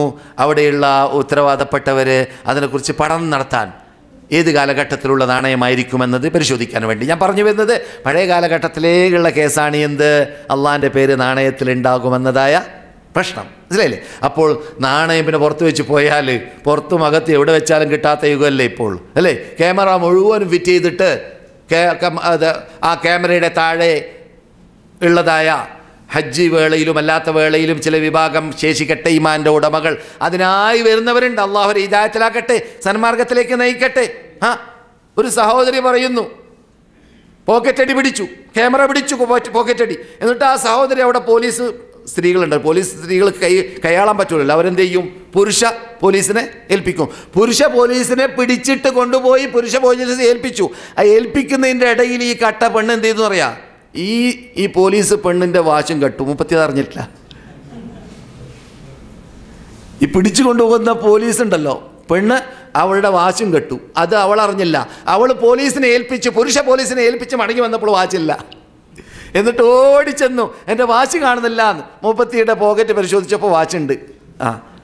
അങ്ങനെ അറിയാ രൂപത്തിൽ കക്കാൻ പ്രാക്ടീസ് നേടിയിട്ട് വരുന്നവരും മുസ്ലിങ്ങളെന്ന് പറയുന്നവരുടെ ലിസ്റ്റിൽ പെട്ടുപോയവരുണ്ട്. അല്ലാഹു അവരൊക്കെ ഹിദായത്തിലാക്കട്ടെ, സന്മാർഗത്തിലേക്ക് നയിക്കട്ടെ. അതെ, ഗുഫ്രാനക എന്ന് പറയുന്നത് പഠിച്ചു. മരുഭൂമിയിലാണെങ്കിലും അങ്ങനെ തന്നെയാണ്. മരുഭൂമിയിലാണെങ്കിൽ റസൂലുള്ളാഹ് നമുക്ക് പഠിപ്പിച്ചതായിട്ട് സഹാബാക്കൾ പറയുന്നു, റസൂലുള്ളാഹ് നമ്മുടെ ദൃഷ്ടിയിൽ നിന്നിട്ട് ദൂരപ്പെട്ടു എന്ന് കാണുന്ന അത്ര ദൂരം പോയിട്ടാണ് ചെയ്യുക. അപ്പോൾ നാം ജനങ്ങൾ കാണുന്ന രൂപത്തിലാവാൻ പാടുള്ളതല്ല മലമൂത്ര വിസർജനം നടത്തൽ. അപ്പോൾ മരുഭൂമിയിലാകുമ്പോൾ മറവില്ലാത്ത സ്ഥലമാണെങ്കിൽ എന്ത് ചെയ്യുക? ദൂരം പോവുക. ഏതുവരെ? നമ്മെ കണ്ടാൽ സൂക്ഷിച്ച് നോക്കുമ്പോൾ ദൂരെ നിന്ന് ഐനുൽ മുജറദ എന്ന അറബി ഭാഷയിൽ പറയുന്ന ആ ഡയറക്റ്റ് കണ്ണുകൊണ്ട്, ഭൂതക്കനയുടെ വെച്ച് കനയുടെ വെച്ച് എന്ന് കാണുമല്ലോ ദൂരെ നിന്ന്, ഡയറക്റ്റ് കണ്ണുകൊണ്ട് നോക്കിയാൽ ഇപ്പോൾ എന്നെ കാണുമെന്ന്, എന്നെ കുറിച്ച് ഇത് കാണുമെന്ന് മനസ്സിലാക്കാൻ പറ്റാത്ത അത്ര ദൂരം പോയിട്ടായിരിക്കണം മരുഭൂമിയിലാണെങ്കിൽ ചെയ്യേണ്ടത്. അല്ലെങ്കിൽ നാം മറവുണ്ടാക്കണം എന്നതാണ് സഹാബാക്കൾ റസൂലുള്ളാഹി സ്വല്ലല്ലാഹു അലൈഹി വസല്ലമിൻ്റെ പ്രവർത്തനത്തിലൂടെ പഠിപ്പിച്ചത്. ഫലായുറ അങ്ങനെ തന്നെയാണ് ഹദീസിലുള്ളത്. ഞാൻ ഹദീസിൻ്റെ പദങ്ങളൊക്കെ വായിച്ചിട്ടില്ല. ഹദീസ് സഹിയാണ്. റസൂലുള്ളാഹി സ്വല്ലല്ലാഹു അലൈഹി വസല്ലം ലാ യഅതിൽ ബുറാസ് ഹത്താ യതഗയ്യബ ഫലായുറ, അവർ ഞങ്ങളുടെ ദൃഷ്ടിയിൽ നിന്നിട്ട് മറയുന്നത് വരെ എങ്ങനെ മറിയും? ഞങ്ങൾക്ക് റസൂലുള്ളാഹിനെ കാണാൻ പറ്റാത്ത രൂപത്തിൽ മറിയും. സഹോദരന്മാരെ, സഹോദരികളെ, റസൂലുള്ളാഹി പഠിപ്പിച്ച കാര്യത്തിൽ, അവരുടെ പ്രവർത്തനം കുറിച്ച കാര്യത്തിൽ, ഇസ്തിൻജാവുമായി ബന്ധപ്പെട്ടത് ഇനിയും വേണമെങ്കിൽ അടുത്ത ക്ലാസ്സുകളിലൊക്കെ പറയേണ്ടി വരികയാണെങ്കിൽ പറയാമെങ്കിലും ഇന്ന് പറയാൻ ശേഷിക്കുന്ന ഭാഗം, ഭൂമിയോടടുക്കുന്നതിന് മുമ്പ് വസ്ത്രം പൊക്കരുത്. നബിയുനാ മുഹമ്മദ് റസൂലുള്ളാഹി അങ്ങനെയാണ് പഠിപ്പിച്ചത്. ഇത് മുമ്പ് തന്നെ പൊക്കി, നാം ഒറ്റക്കാണെങ്കിലും തനിച്ചാണെങ്കിലും ഇരിക്കുന്നത് വരെ, താഴെ എത്തുന്നത് വരെ വസ്ത്രം പൊക്കരുത് എന്ന് സഹാബാക്കൾ പറയുന്നു. നബി സല്ലല്ലാഹു അലൈഹി വസല്ലം അങ്ങനെയാണ് ഞങ്ങൾക്ക് പഠിപ്പിച്ചത് എന്ന് ഹദീസിൽ കാണുന്നു. സഹോദരന്മാരെ, സഹോദരികളെ, ഷബ്ന, നസ്ല എന്നീ പേരിൻ്റെ അർത്ഥം എന്ത്? ഞാൻ പറഞ്ഞു തുടക്കത്തിൽ. പേരുകളെക്കുറിച്ച് വിശദാംശങ്ങൾ ഫോണിലൂടെ ഇവിടെ കിട്ടുന്ന കാർഡിലൊക്കെ എൻ്റെ നമ്പർ കിട്ടും. ഫോണിലൂടെ ചോദിക്കുക. ചില പേരുകളൊക്കെ അനറബി പേരുകളെ നാം നമ്മുടെ പേരാക്കി മാറ്റിയത് കൊണ്ട് ഡിക്ഷണറി പരിശോധിച്ചാലൊന്നും അറബി ഡിക്ഷണറിയിൽ പേര് കാണൂല. കാരണം അനറബി പേരോ അല്ലെങ്കിൽ തൊള്ളയിൽ തോന്നിയതുപോലെ പേര് വെക്കലൊക്കെയാണ് നമ്മുടെ കോമ്.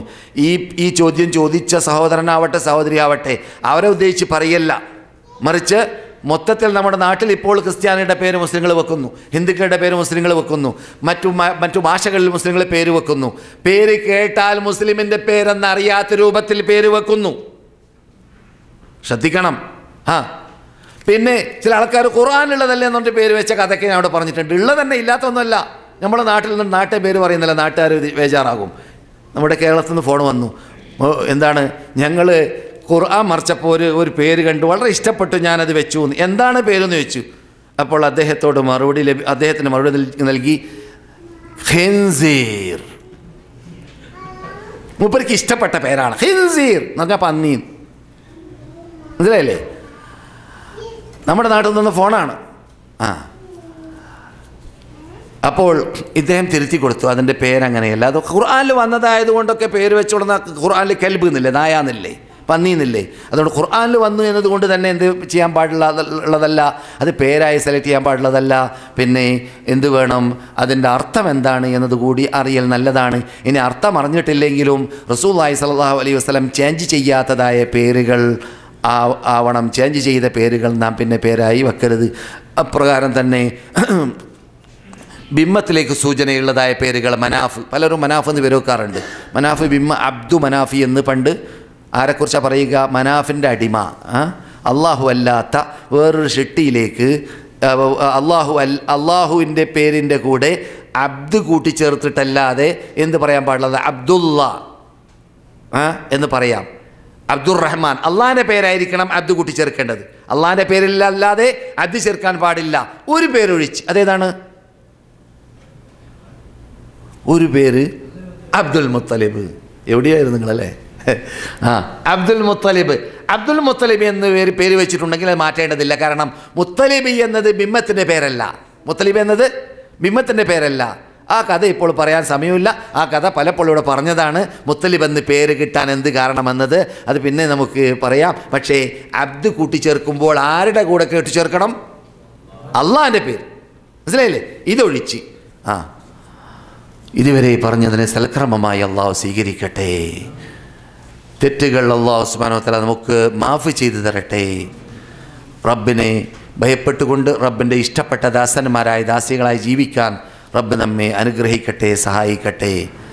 സത്യത്തിന് വേണ്ടി ജീവിച്ച് സത്യം പ്രചരിപ്പിച്ച് സത്യത്തിന് വേണ്ടി സേവനം ചെയ്ത് സത്യത്തിനെ പഠിപ്പിച്ച് പ്രവർത്തിച്ച് ജീവിതത്തിൽ പകർത്തി ജനങ്ങളുടെ മുമ്പിൽ മാതൃക നൽകുന്ന രൂപത്തിലുള്ള മാതൃകയുള്ളവരായി ജീവിക്കാൻ മുസ്ലിം ലോക പണ്ഡിതന്മാർ, അതുപോലെ മുസ്ലിം ലോക നേതാക്കൾ, മുസ്ലിം പ്രബോധകന്മാർ എന്നിവർക്കെല്ലാം അള്ളാഹു തൗഫീഖ് ചെയ്യട്ടെ. അക്കൂട്ടത്തിൽ നമുക്കും സത്യത്തിൽ അടിയുറച്ച് ജീവിച്ച് മരിക്കാൻ അള്ളാഹു തൗഫീഖ് നൽകട്ടെ. രോഗമുള്ളവരുടെ രോഗത്തെ അള്ളാഹു സുഖപ്പെടുത്തട്ടെ. നമ്മിൽ നിന്നിട്ട് മരിച്ചു പോയവർക്ക് അള്ളാഹു പുറത്തു കൊടുക്കട്ടെ. അവരുടെ ഖബറുകൾ അള്ളാഹു സ്വർഗ്ഗത്തോപ്പാക്കി മാറ്റട്ടെ. നമ്മിൽ നിന്നിട്ട് ഇണകളില്ലാത്തവർക്ക് അള്ളാഹു സാലേഹ്യങ്ങളായ ഇണകളെ നൽകട്ടെ.